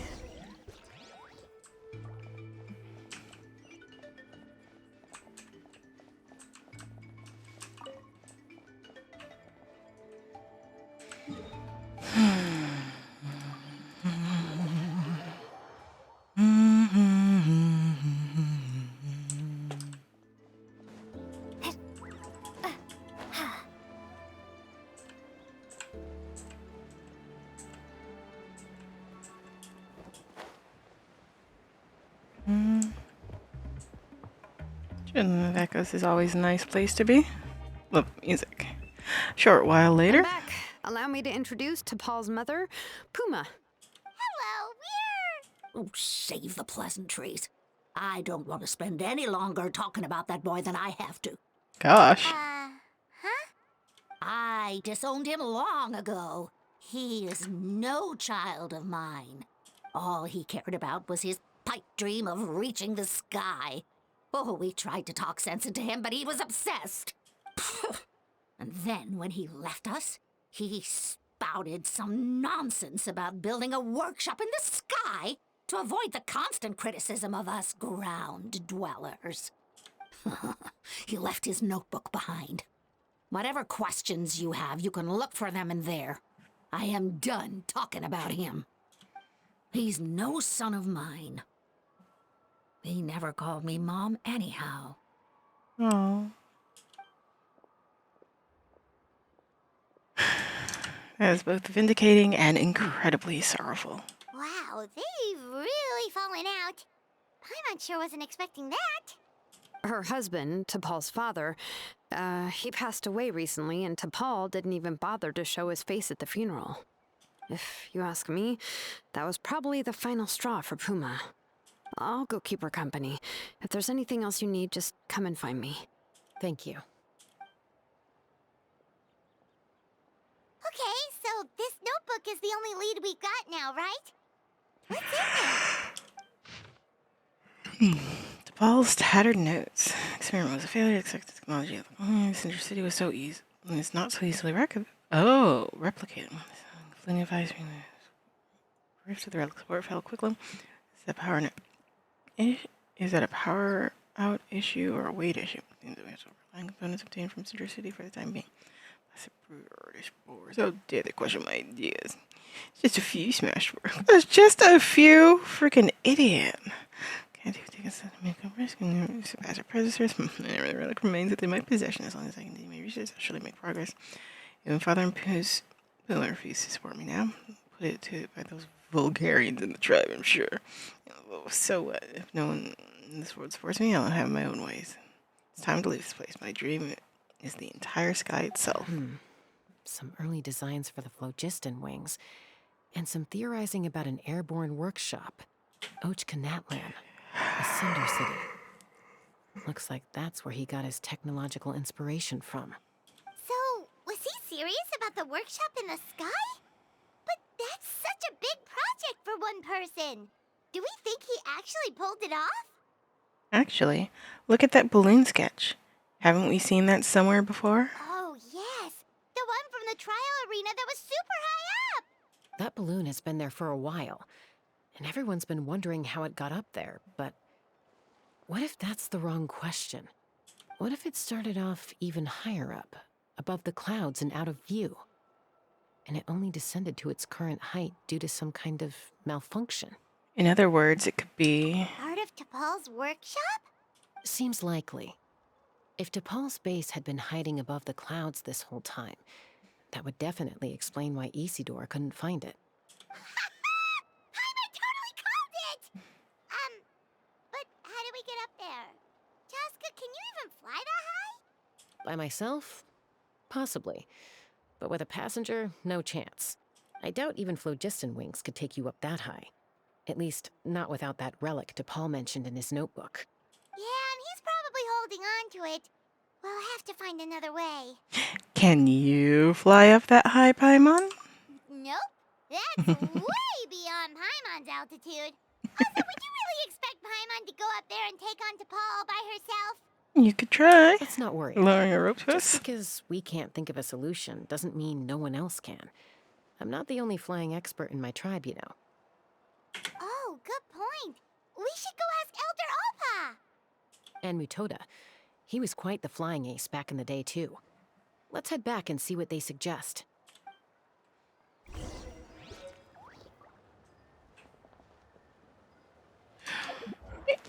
Anywho.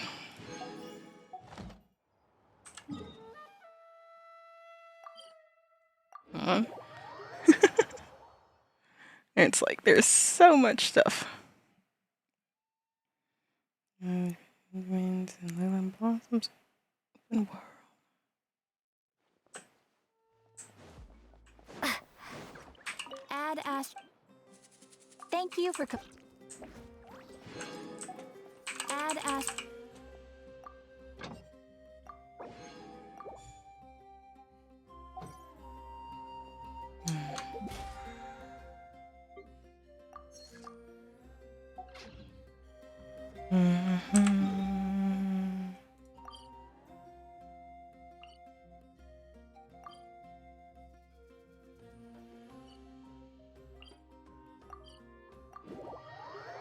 Well, I'll deal with the rep quests later. Well, where we're going is right nearby.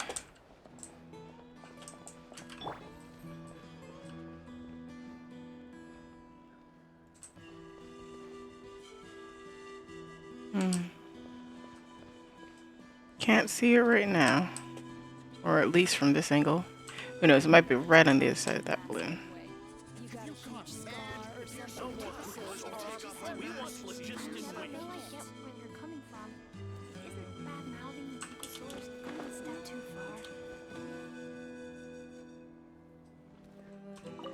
far? Although I get where they're coming from, but without the phlogiston wings, I'll never make it.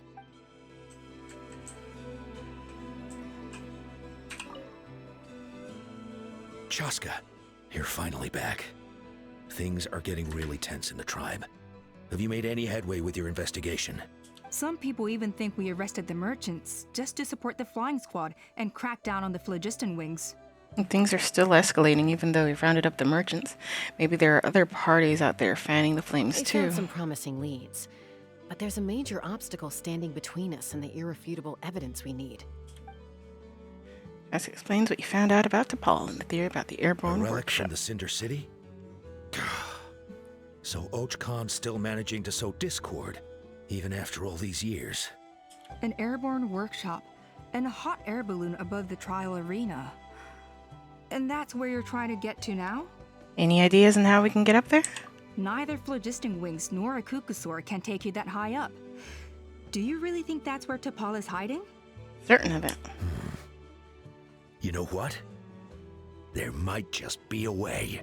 Really? Do you still remember those spouts in the arena? When they were all blocked, the gaseous phlogiston was trapped and unable to flow. But now, it's flowing freely. If we were to block them up again... You mean all of them except the one at the very top of the arena? To build up the pressure there? Precisely. With all the gaseous phlogiston flowing through one spout, it would create a high-pressure wind current. And then we just ride it up into the sky! Yes, it has its risks, but with Chaska's abilities, I think she could manage it. It's an extremely risky approach. But I agree that it's feasible. If you want to give it a try, check with Inkanak at the trial grounds. She can explain how to block the spouts. Chaska, if anyone has a hope of seizing this evidence from the high heavens, it is you. We want phlogiston wings. Partners. What's the hurry?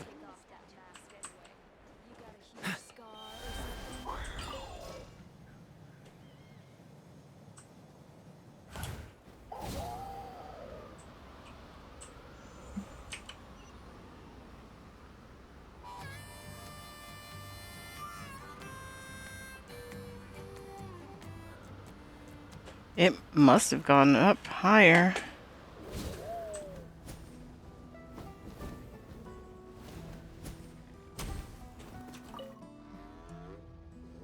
You heard the trailer explain the situation. Goodness me, that is a very bold idea.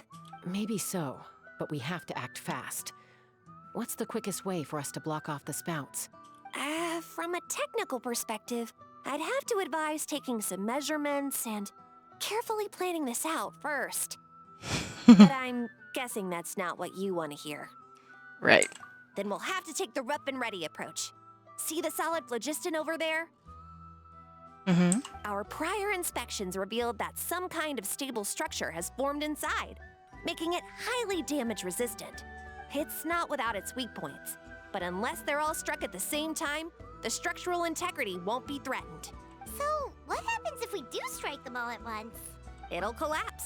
Okay, I see where you're going with this. Yeah, you got it. As long as you hit all the weak spots at once from the right angle, the solid phlogiston will fall right on top of the spout and block it up. You're right about rough and ready. Sounds like my kind of plan. Mm-hmm.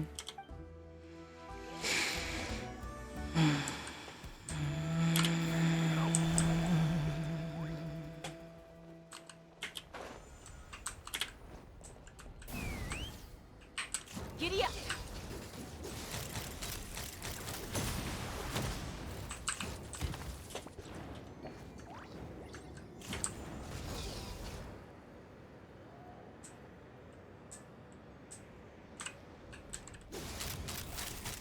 Open fire!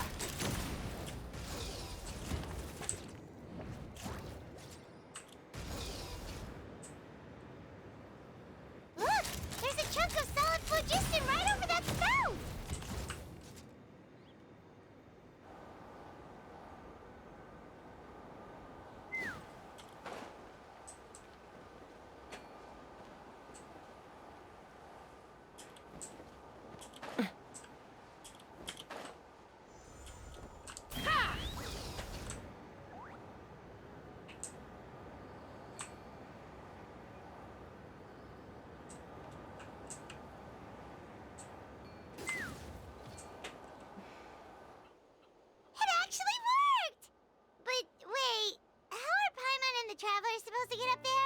We got some I can gliders. give you a lift. She's actually been following us this whole time. Wow, Paimon didn't notice at all. Why didn't she come and join us? Well, probably because she didn't want to get too close to humans. Or maybe just me. But right now, we need her power. Whoa, you didn't even have to summon her. Yes, up there.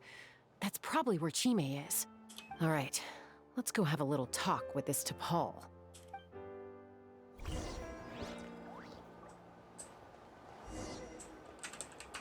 Let's fly.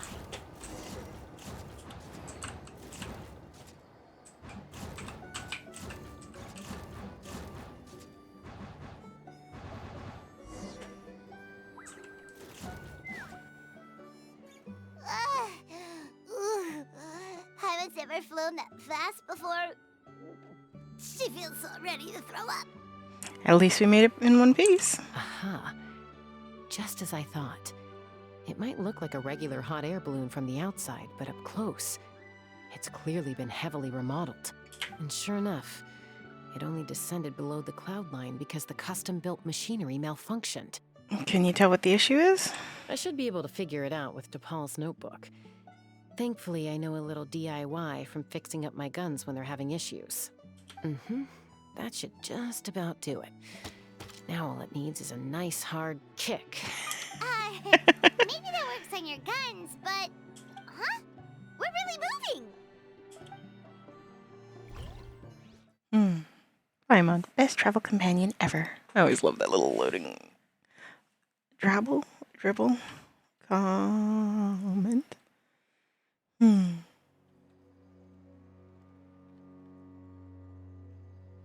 it is! The workshop in the sky! Oh, you gotta see it to believe it. Wow.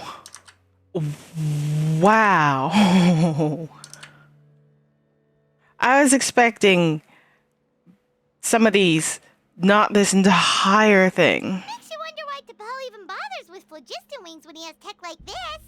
Well, according to the notebook, the platform beneath us runs on components from the Cinder City. Those can't be mass-produced. Also, I have some doubts about its mobility after seeing how it moved just now. For someone like T'Pol who dreams of flying freely, this definitely doesn't cut it. But if he's got that relic, he should be able to make a set of prototype wings for himself, right? Why bother making a whole flying workshop so he can mass-produce them? If he can come and go freely from this workshop, he's probably already built those prototype wings for himself. But this doesn't add up. If he's already achieved the power of flight, then he must have bigger dreams we don't know about. But what? Probably angry about the Kukasaurs that rejected him. With any luck, we'll find the answers in his workshop. Kukasaurs!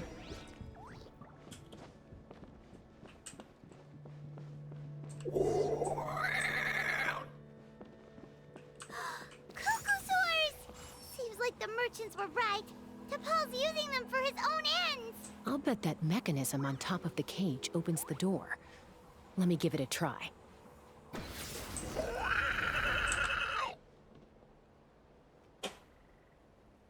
Oh, he proceeded to immediately disappear.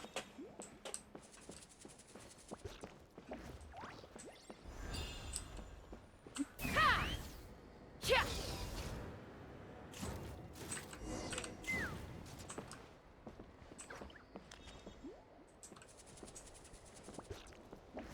checking for any other Kukasaurs.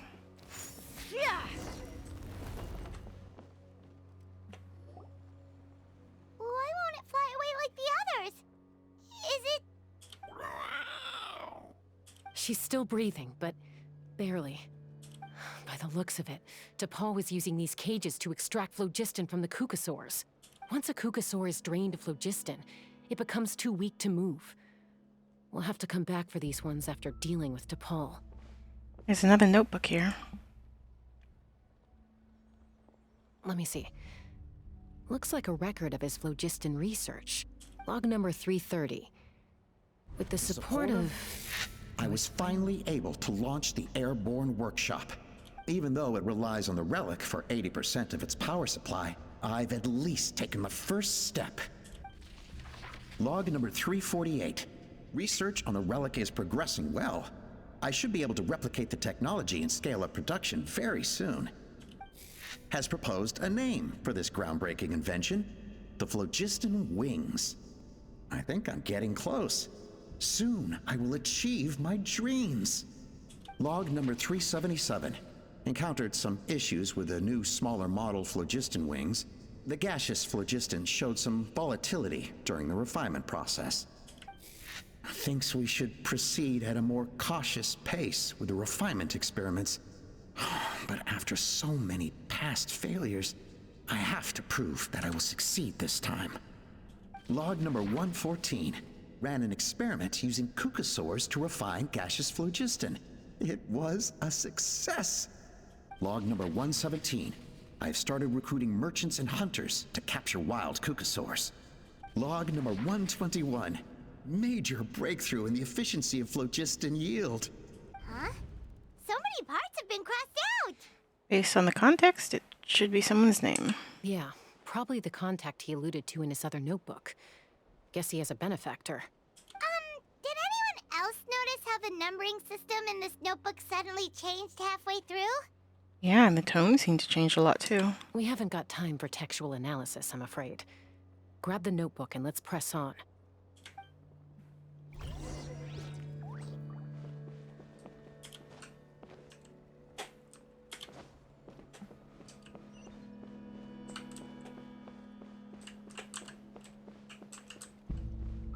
Huh. Never seen one of these before. Looks like this was built with the Cinder City components, too. You're not thinking of giving it a nice hard kick, are you? Maybe.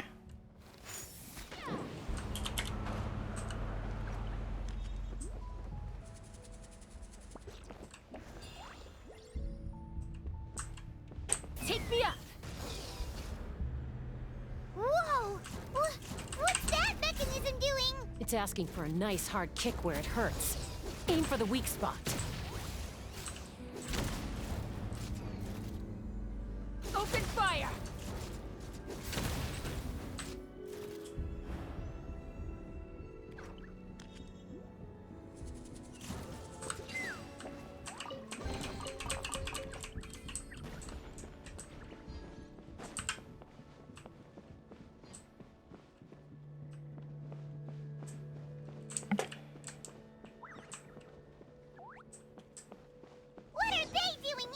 It's T'Pol's henchman. He must have brought them here using the relic in his prototype wings. Watch out!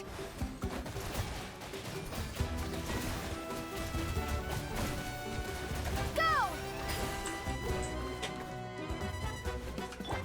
Ha! Locked on! Locked on!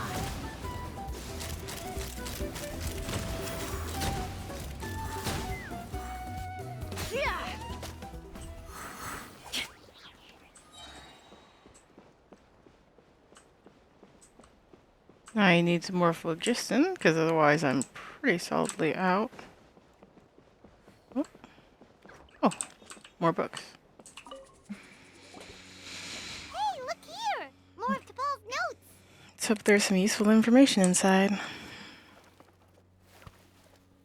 You scour them, friend? Log number 403. Introduced me to some new comrades who fully support my ideas. I told them that some saurians are blessed with wings, and some people with natural gifts, while the less fortunate among us can only look on longingly as they seize the skies. But I also told them that progress can erase individual differences. Think of the tools humanity has made to fight back against wild beasts. The law we have put in place to even the playing field between the strong and the weak. I promised them that our research will be the new frontier of human progress. With our phlogiston wings, the power of flight will no longer be for a select few to enjoy. Imagine a world where the skies are for all to share. I only hope that when we finally achieve this goal, will be proud of me. Imagine a world where the skies are for all to share. Yes, what a wonderful world that would be. If only it were possible. We could respond faster, and so many tragedies could be prevented. But DePaul, what about the saurians you're draining dry of phlogiston? You're not sharing the sky, you're stealing it! Bad move. I won't let you get away with it. Chaska? I'm fine. Let's keep moving. I don't think we'll find anything else here.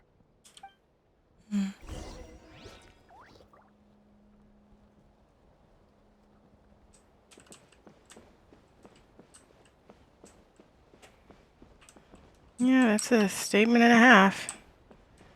Not sharing this guy. He's stealing it. At least he's certainly trying.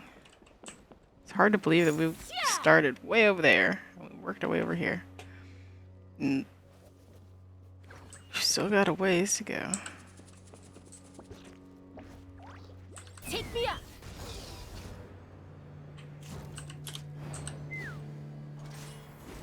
If I had missed... Hold on, sorry. Alright.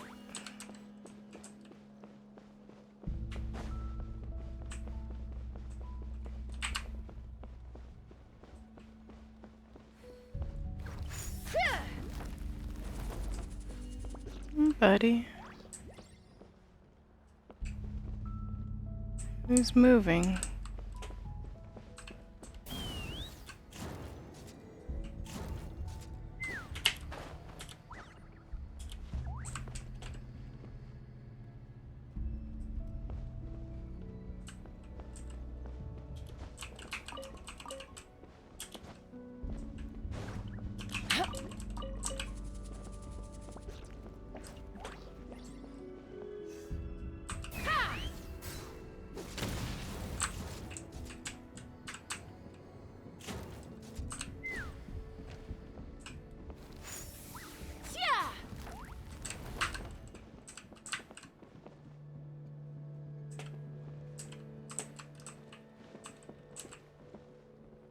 Let's fly!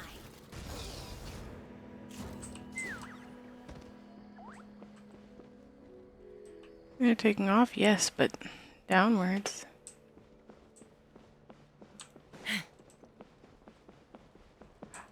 Ooh.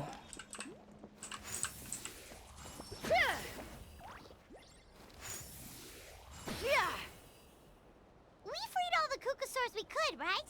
Oh, that's a huge win already! Go us!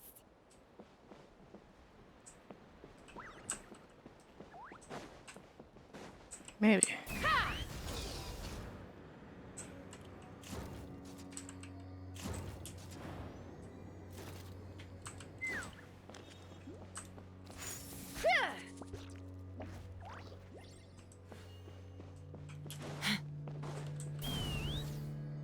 Giddy up!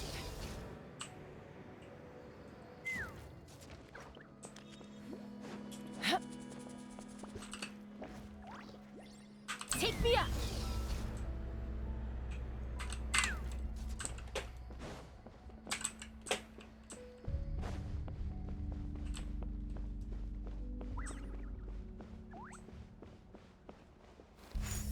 Yeah!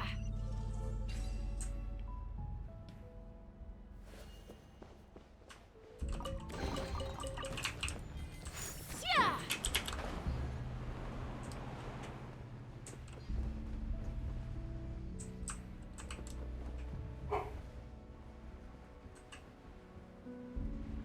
I was gonna say there's that one, but while we opened it, it doesn't exactly have the strength to fly.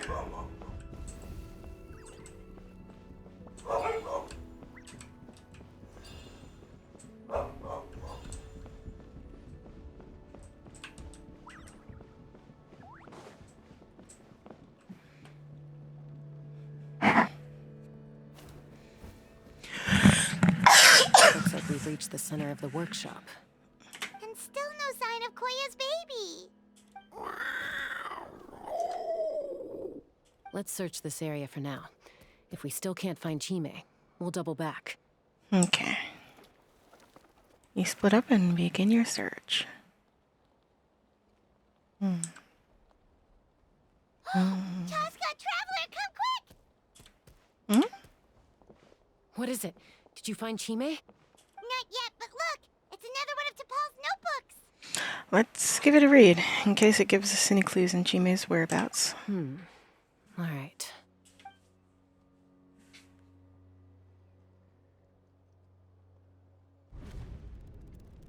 Log number 428. We decided to restart the experiments on phlogiston refinement, but without telling. This is the final obstacle to the success of the Phlogiston Wings project. We cannot fall at the last hurdle. Log number 436. Earlier today, suggested using cucosaurs as an intermediary to extract refined phlogiston. It's certainly feasible, but... Anyway, as long as our secret experiment succeeds, I'm sure won't bring it up again. Log number 443. We will conduct the experiment tomorrow. Birthday is coming up, so hopefully we'll have a birthday surprise for her. Log number 444. Huh? Why is this log empty? I guess whoever wrote down the log number was prevented from recording the results. There's more. Let's keep reading. Log number 0. We lost many comrades in the accident. Among them are friends, lovers, and children. But we cannot stop now. We will keep their legacy alive and carry their dreams forward. As of today, we are scrapping the artificial refinement method. Instead, we will focus all our efforts on phlogiston extraction from live cucosaurs. They are arrogant beasts whose existence in the wild serves no one but themselves. They're wild animals. True worth lies in their sacrifice for the sake of human progress. Crazy sugar. To facilitate our operations, we will gradually move the airborne workshop closer to the Flower Feather clan, even as we continue to expand it. All this we do to create a world where the skies are for all of humanity to share. All this we do to make T'Pol's dream a reality. What? Given the way this is written, not to mention the fact that the numbering has started over from 0, it kinda sounds like this is someone new. Does that mean that T'Pol's already... In that case, who have we been pursuing? There's also a letter tucked in the end of the notebook. It's from Puma.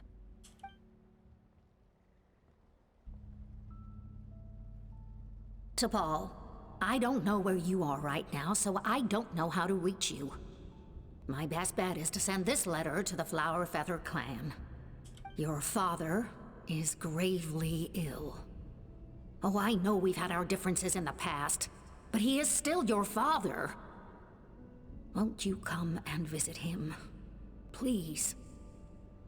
I know you never liked him and cared even less for me. All you ever yearned for is the sky. And your birth mother. Oh.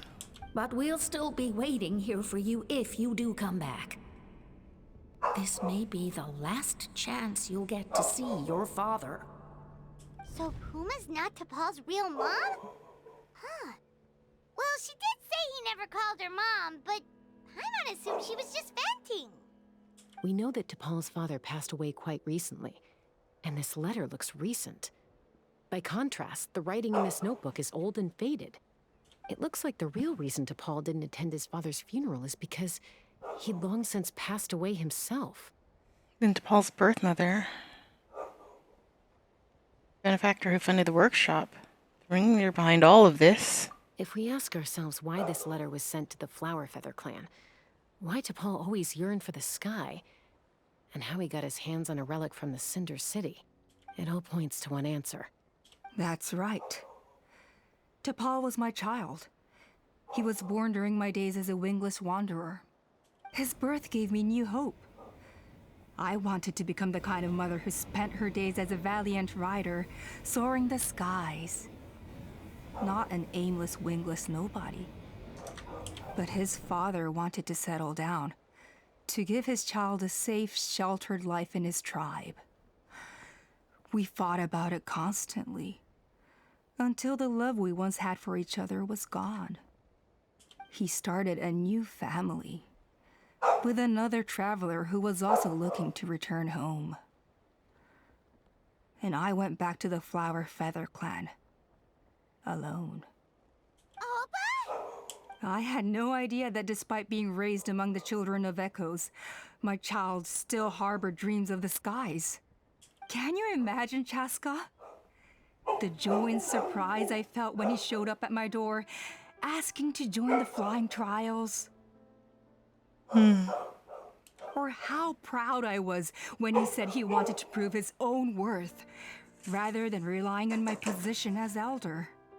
And then the anguish that overcame me when he was rejected by the Cucusaurs and became wingless, just as I had after my injury. You've got a lot of nerve showing your face here. Don't take this the wrong way, Chaska. I'm not here for a fight. I just want to talk. Isn't that your preferred way to resolve things? I trust you've learned of T'Pol's wish on your way here. A world where the skies are for all of humanity to share. If only his dream can be realized, no one will ever have to lose their wings again. Our aerial prowess will be greater than ever before. War will never again come at such a great cost. The loss of Koichi is a tragedy that need never be repeated. That's low. So tell me, Chaska, do you really wish to see the phlogiston wings forever grounded and gathering dust? Nothing you've said excuses all the conflict you've caused. You mean the argument back at the tribe? It was a necessary measure. Sometimes this is the only way to accelerate the pace of progress. Hold on.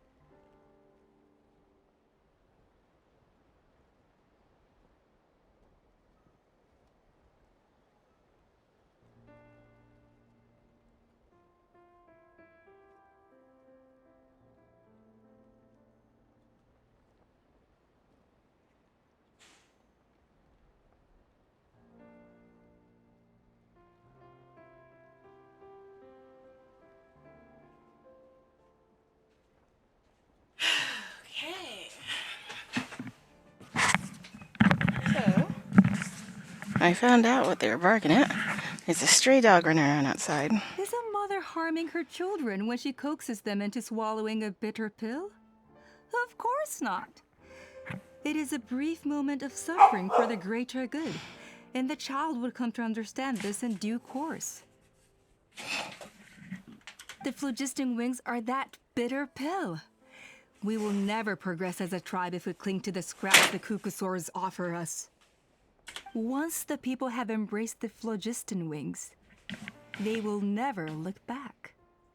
even if they learn how the refined phlogiston is sourced. They will convince themselves that the sacrifice of a few cucosaurs is a small price to pay for our dominion over the skies. But this I had not anticipated. I barely had the chance to introduce the phlogiston wings to the tribe before you found this place. Your plan was hardly foolproof.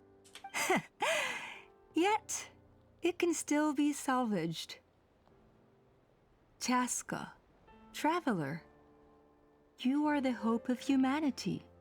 I'm sure you have your doubts about my methods, but know that my love for humanity and for Natlan is genuine.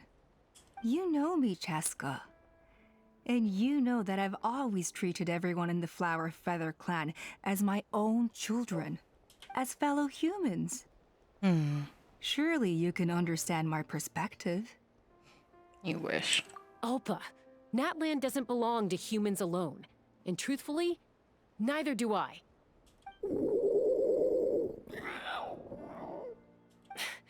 How many times has the Abyss invaded Natlan now? And yet despite how much stronger it is than us, Natlan still stands as a nation of humans and saurians. Peace imposed by force will crumble in a matter of days, because social bonds are what hold a civilization together.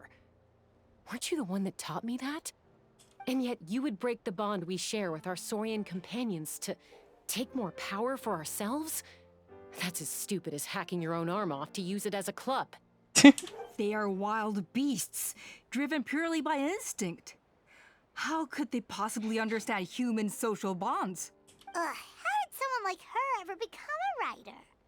Maybe Cucosaur instincts are not so different from ours. But clearly she had fooled them because clearly she had fooled them too. You overestimate them. They bow to the strong and shun the weak. That's all there is to it. They never gave Tepal a second glance when he was at his lowest, nor me when I returned injured from the Cinder City. It's all about survival of the fittest for them. Plain and simple. They obeyed me once I proved myself stronger than them, but the moment it serves them better, they'll abandon me in a heartbeat. You're wrong, Alpa. They only reject the Wingless because they don't want to fly anyone to their death. Chaska, I will promise you this. Only the unruliest wild cucosaurs will be used for phlogiston extraction. The ones who have nothing else to offer to humanity. Well, that's too bad, because I know a few unruly wild cucosaurs who don't think that idea is gonna fly. Namely my mom, my sister, and me. And the others? To us, they're friends, family, even children. So if you want to put any of them in one of your cages, you're gonna have to go through us. Is that right? I knew you might be difficult to convince. Maybe this will change your mind. Hatchling. Baby.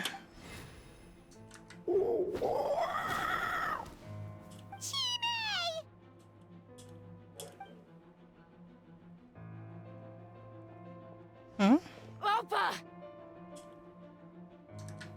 Careful. Don't make any rash decisions. Unless you want to see her suffer. Oh no, that's one of the extraction cages! I told my subordinates to take control of the tribe while I was away. Luckily for them, our strongest warrior and our most powerful ally aren't there to stop it. Explains where everyone Take is. control? What are you planning to do with Mutota and his supporters? Merely accelerate their inevitable downfall. They cannot stand in the way of progress forever. It is not the move I wish to make, but I'm afraid you and your friends force my hand. And since you insist on imposing me too, I have no choice but to keep you here until the dust has settled. So that's what you meant by I just want to talk. You never intended to negotiate. You just wanted to stall us. No, Chaska. I genuinely hoped I could win you over. You are the strongest warriors we have. Put down your weapons, and I promise you that no harm will come to this young Sarian. I just need you to stay here for the next couple of weeks or so, while my people consolidate their power. Then, I will give her back to you, and you'll be free to leave. You really think the Pyro Archon is going to let you get away with a coup? As long as the majority supports our vision, even the Pyro Archon cannot meddle in our internal affairs. Your vision is deranged, and the Flower Feather Clan will never support it. You sure about that? Then wait here and see. Time will tell. What do we do? Even if the whole tribe fights back, Mutota's in grave danger!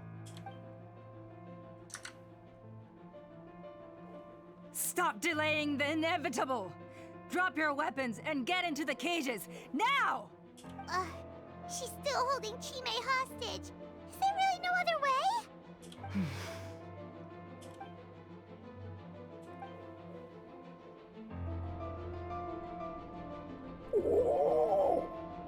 Sorry, Chime.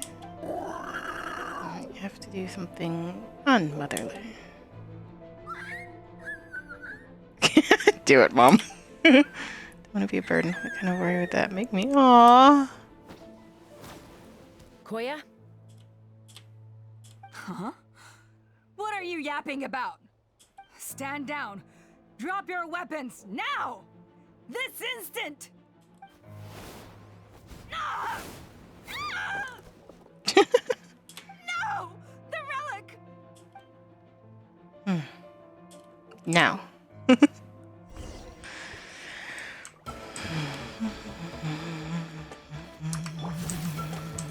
Try not to enjoy this. No escape! Oh, so sorry.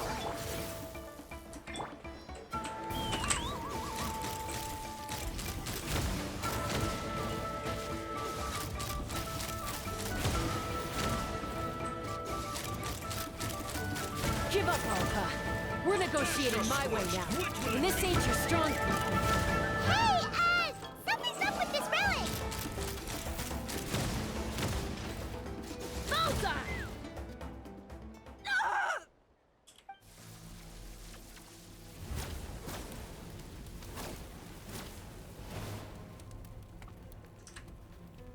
No! What is she doing? She'll bring us all down with her! But why? We stabilized the relic! Maybe it got damaged in the fight. If we don't think of something fast, this whole workshop is gonna fall apart. No. They're directly beneath us. My beloved tribe! Leave the workshop to me. You deal with the relic. If you don't solve this problem at the source, the whole place will come crashing down. Okay, it's too powerful. This ain't a toy like last time. I don't think I can just throw it aside. But we need to get it far away before it explodes. Then the tribe will be safe, and so will this workshop. Koya, remember when we were kids? Come on, let's take this thing high up into the sky. Don't worry, I know I can get rid of it before it explodes. We're talking some surface wounds at most. All I need is for you to catch me at the end, just like old times.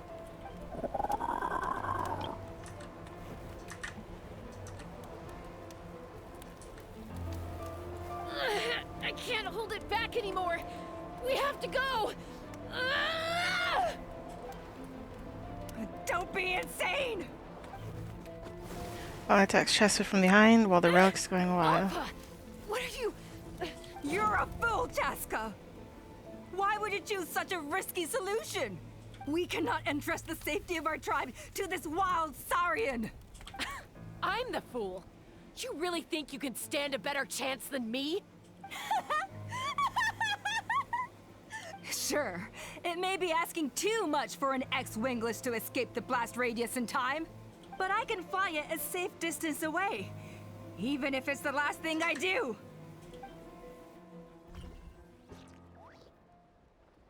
Huh.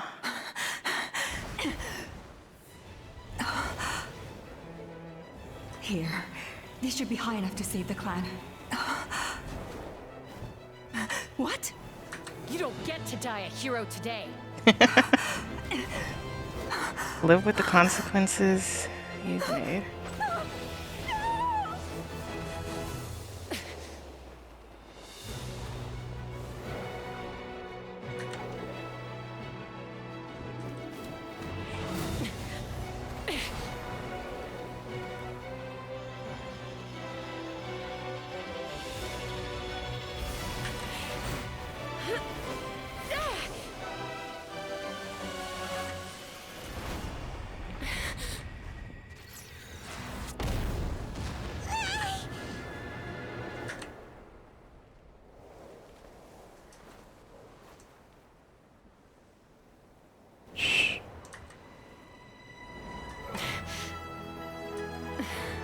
Just like when they were kids. I'm sure. A bit more dramatic, perhaps.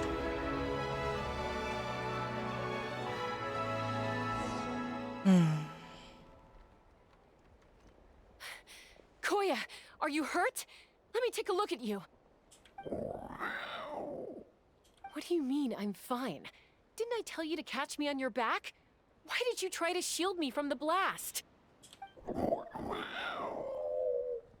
Accident? Yeah, right. Seriously, you're as stubborn as ever. Chaska, Koya! How are things looking here? I'll take us a little DIY.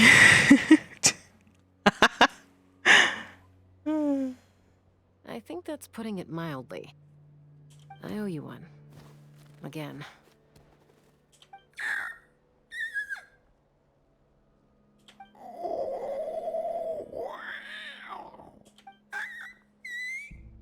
Oh, but be honest. Do you still think Kukasaurs can't form bonds? Mom, I'll figure out the refinement problem. I'll find a way. You don't need to worry about it. I just need some more time. That's all I ask. Please just trust me. Just this once.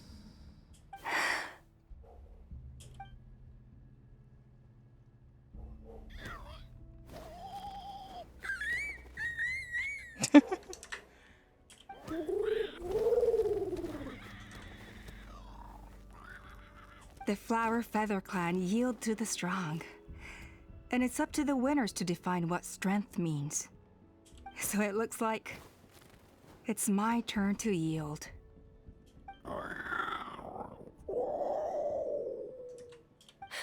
Koya! Koya!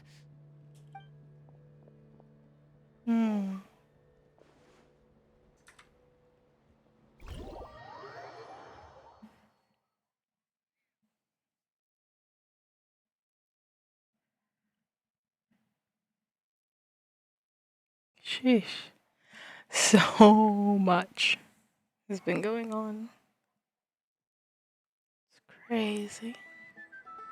So, you're absolutely sure it's not because of the explosion? Yes, for the 10,000th time, I'm sure. The blast barely touched her. The reason she fainted was old injuries playing up, compounded by overexertion in recent days. The moment she finally relaxed, all the built-up stress finally caught up with her. And no wonder. Honestly, she's just like you. Anyway, now you know how we feel when you go off risking life and limb. Your mother and I would both appreciate it if you lived less dangerously. You know she wrote to me from the Masters of the Night Wind, just to scold me for not doing enough to keep an eye on you. If she wasn't so busy with work, you can bet she'd come back here and chew us both out in person. I'll find an opportunity to apologize to her. I promise. You'd better. No more avoiding us, okay? And don't get me started on all the checkups you've missed. Got it. Got it. Huh? Koya? You're awake. I'll go let everyone know. Hey, but we're not done talking. What are we gonna do with her, Even after everything that's happened, she still hasn't figured out how to start the conversation with you. She keeps saying, I don't think Koya has forgiven me yet. But if you ask me, she's the one who's scared to open up and have an honest conversation. For all her confidence, she's a very sensitive soul underneath. You'd think as a peacemaker, she of all people would know how to reconcile with her family after a falling out. She must have been a handful growing up. Thank you for being there for her. Oh. And of course, thank you for keeping her safe when you were up there in the sky. Koya, Uncle Cusco, we're here! What were you talking about just now? Ha! I was just telling her that she's not to go chasing danger with Chaska ever again. Cusco, I understand how you must feel. But it's all thanks to Koya and Chaska's efforts that the airborne workshop didn't come crashing down on our heads. Oh, Paimon almost forgot to ask. They didn't hurt you while we were gone, did they? Thankfully, when her co-conspirators tried to arrest me, I was out coaching Koya and Junan. The two of them were a huge help. They took care of things while I went around rallying the resistance. So, in the end, Alpa's would-be revolt didn't really get off the ground. And as it turns out, not all of the Wingless want to see our dear Saurian friends replaced with phlogiston-powered gizmos. I'm so sorry you got mixed up in this, by the way. We should have caught on to Alpa's scheme sooner. We could have saved so many Kukasaurs from getting hurt. Most of the airborne workshop has now been dismantled. We've just left one small, harmless part intact, and repurposed it as a jail for Alpa and her cronies. Let's see how they like being locked up in a sky prison. How the tables have turned. So, it looks like there's just one less conflict left to resolve. Peacemaker, you're up. I said I had to wait until things had blown over, didn't I? And now they have. But I still have no idea what to say. Koya, I just want to say, I'm sorry for how things went down back then. There's nothing to be sorry about. You and Saurian, we all grow up and form new bonds with new family and friends. And now, I've come to understand why you chose to stay among the humans. Huh? Does this mean you're not mad at me anymore? That's right. There's that family likeness coming through again. Paimon, sip it. But that day, when we ran into each other. I admit I was angry at the moon. Thought you were their accomplice. Huh? So then, when did you finally make your peace with it?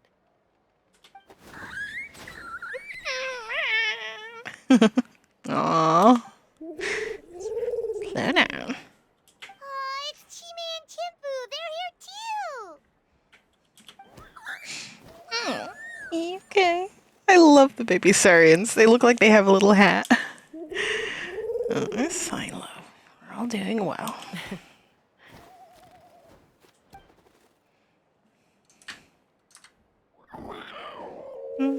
I guess it was when it was my turn to embrace a new family of my own.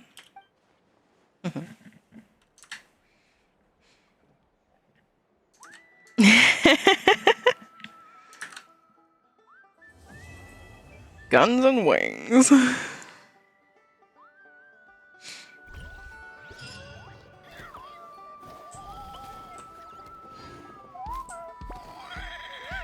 You know, even though visually you can tell it's not, I'm going to pretend that these two absolutely.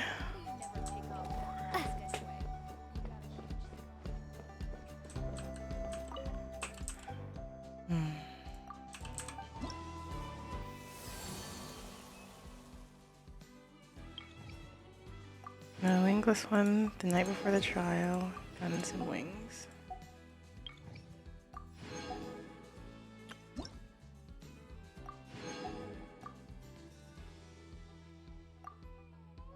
Like, we got one more, and I can't remember what it is off the top of my head.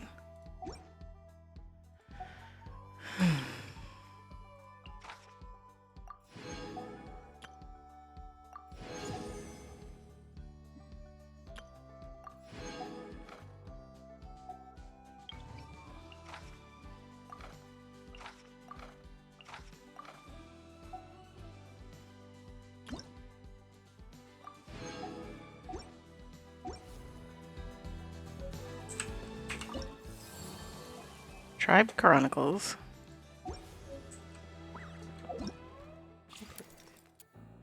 And there's this. Finish that by the skin of my teeth. I got 30 flowers, which is very useful for dear old Chaska.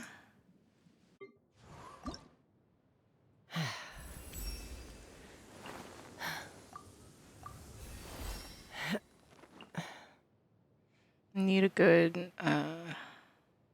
12 more. Not too bad. Oh, right. Go to collect. There's a new thing that just does this. And I was like, wait, what? So useful.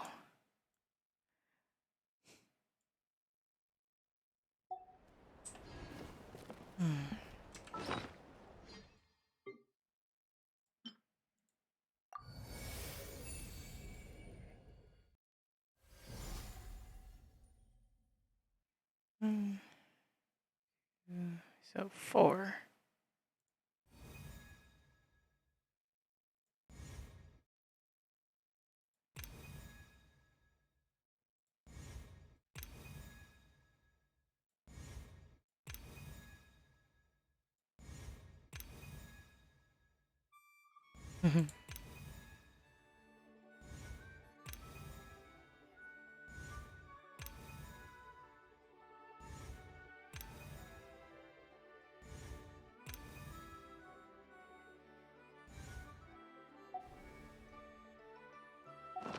I'm getting there.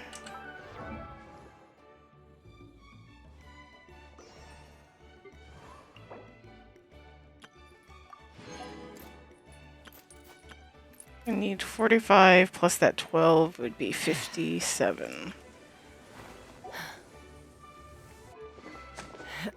Then I got her weapon.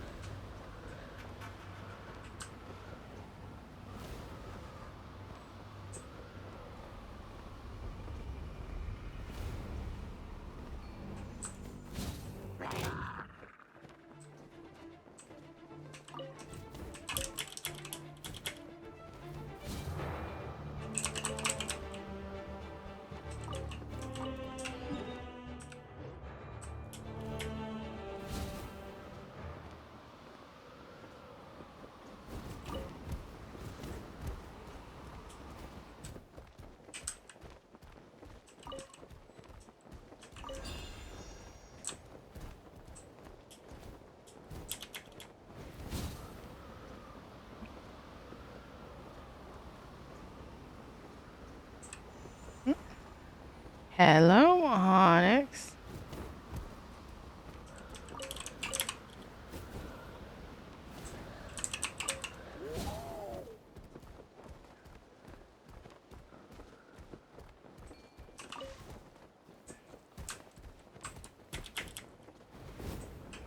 Somehow I missed that.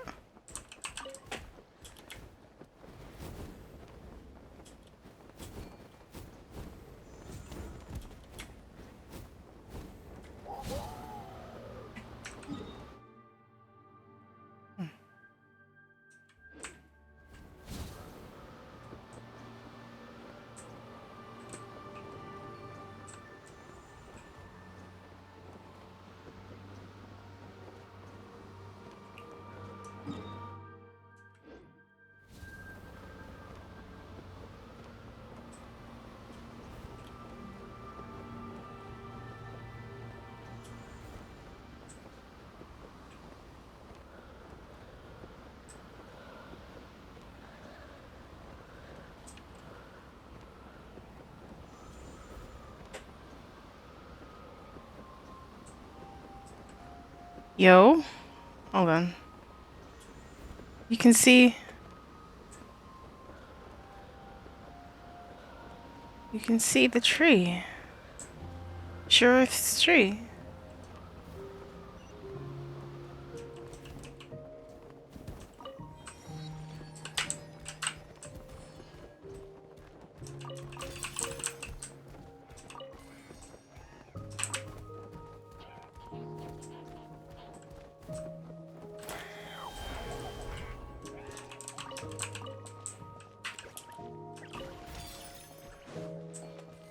I do very much wonder what happened out here.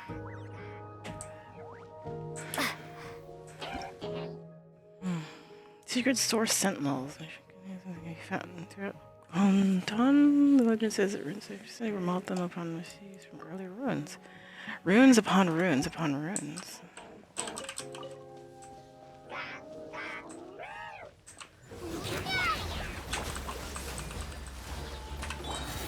You're in for a little shock. You've been a naughty boy. Get him! Let it rain. Heep, heep. Come a little closer. Blitz.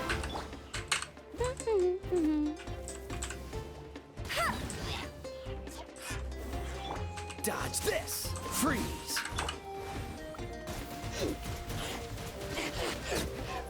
Why are you up there?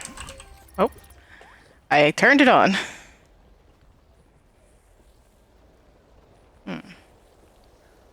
Oh. Oh. I've dabbled with these before.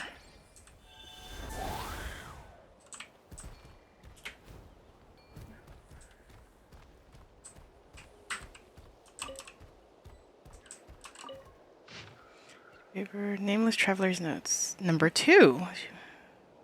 Within this place was originally intended to supply energy to the City of Ashes, but it appears that something has occurred to call this function to cease.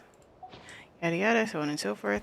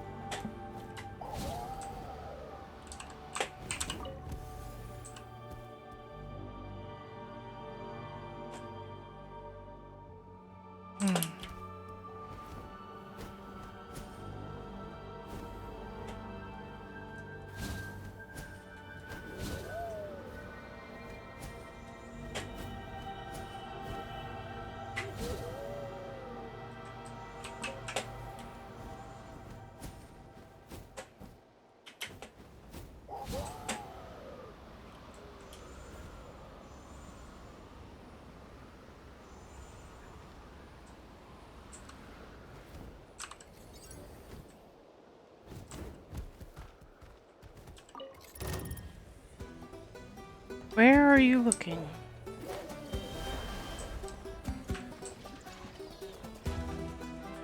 You're in for a little shock. Dodge this! Cool it! Go, go, Baron Buddy!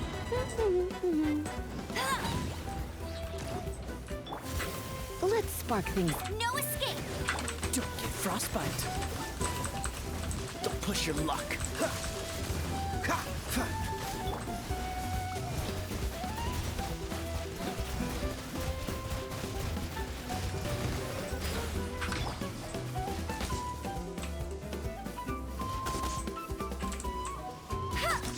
Come a little closer.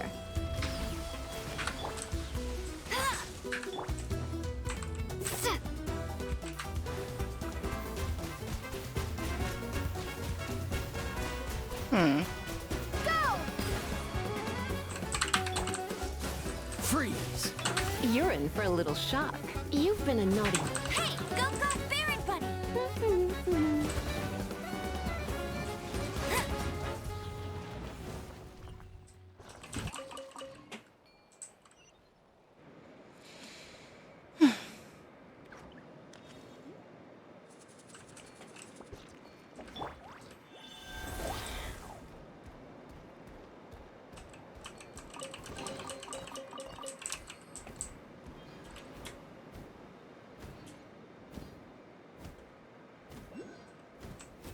Yay! Pyrolicious.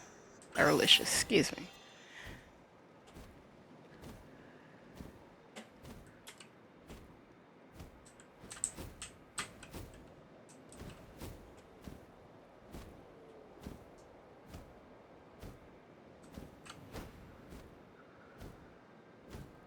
Let's see.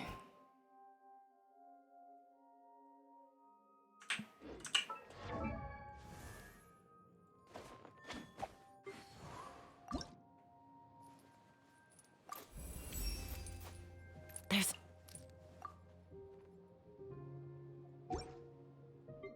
Okay, 70. I was like, do I always?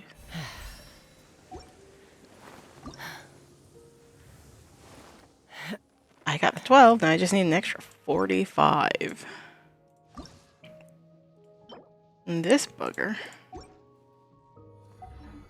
Like, didn't even get me started. Let's see.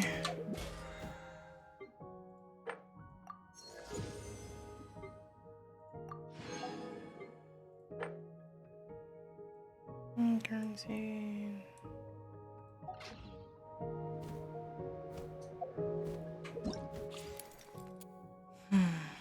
Traska's tribal quest is done.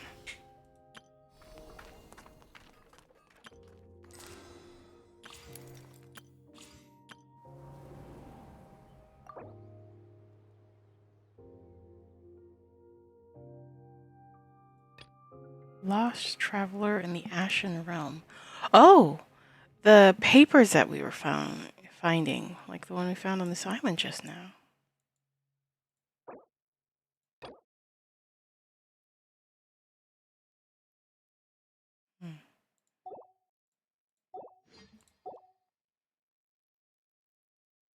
I've got a couple months to do that one.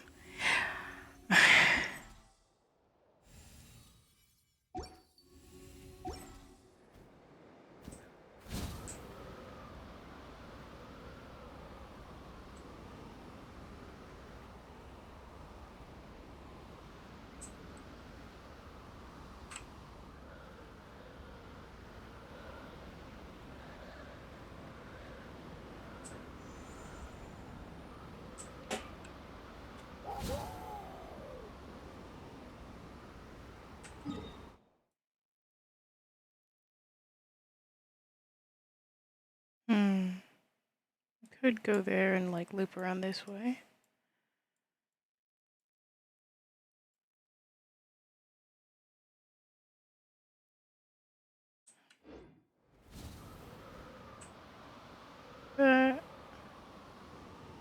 Oh.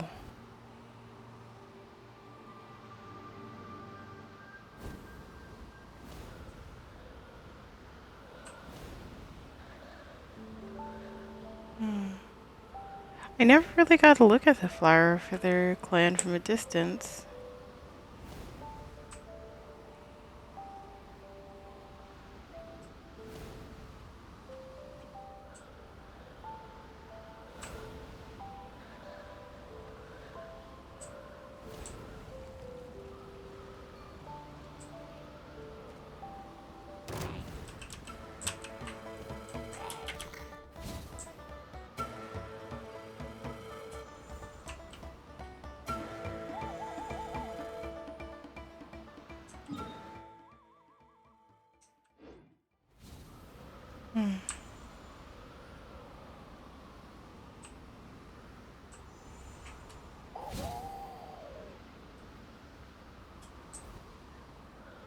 You darlings.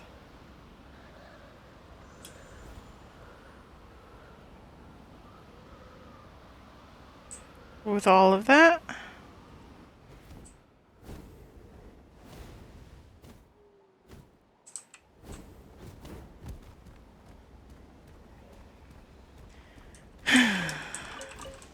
I think this is a good enough place to end it. Oh. At least for today.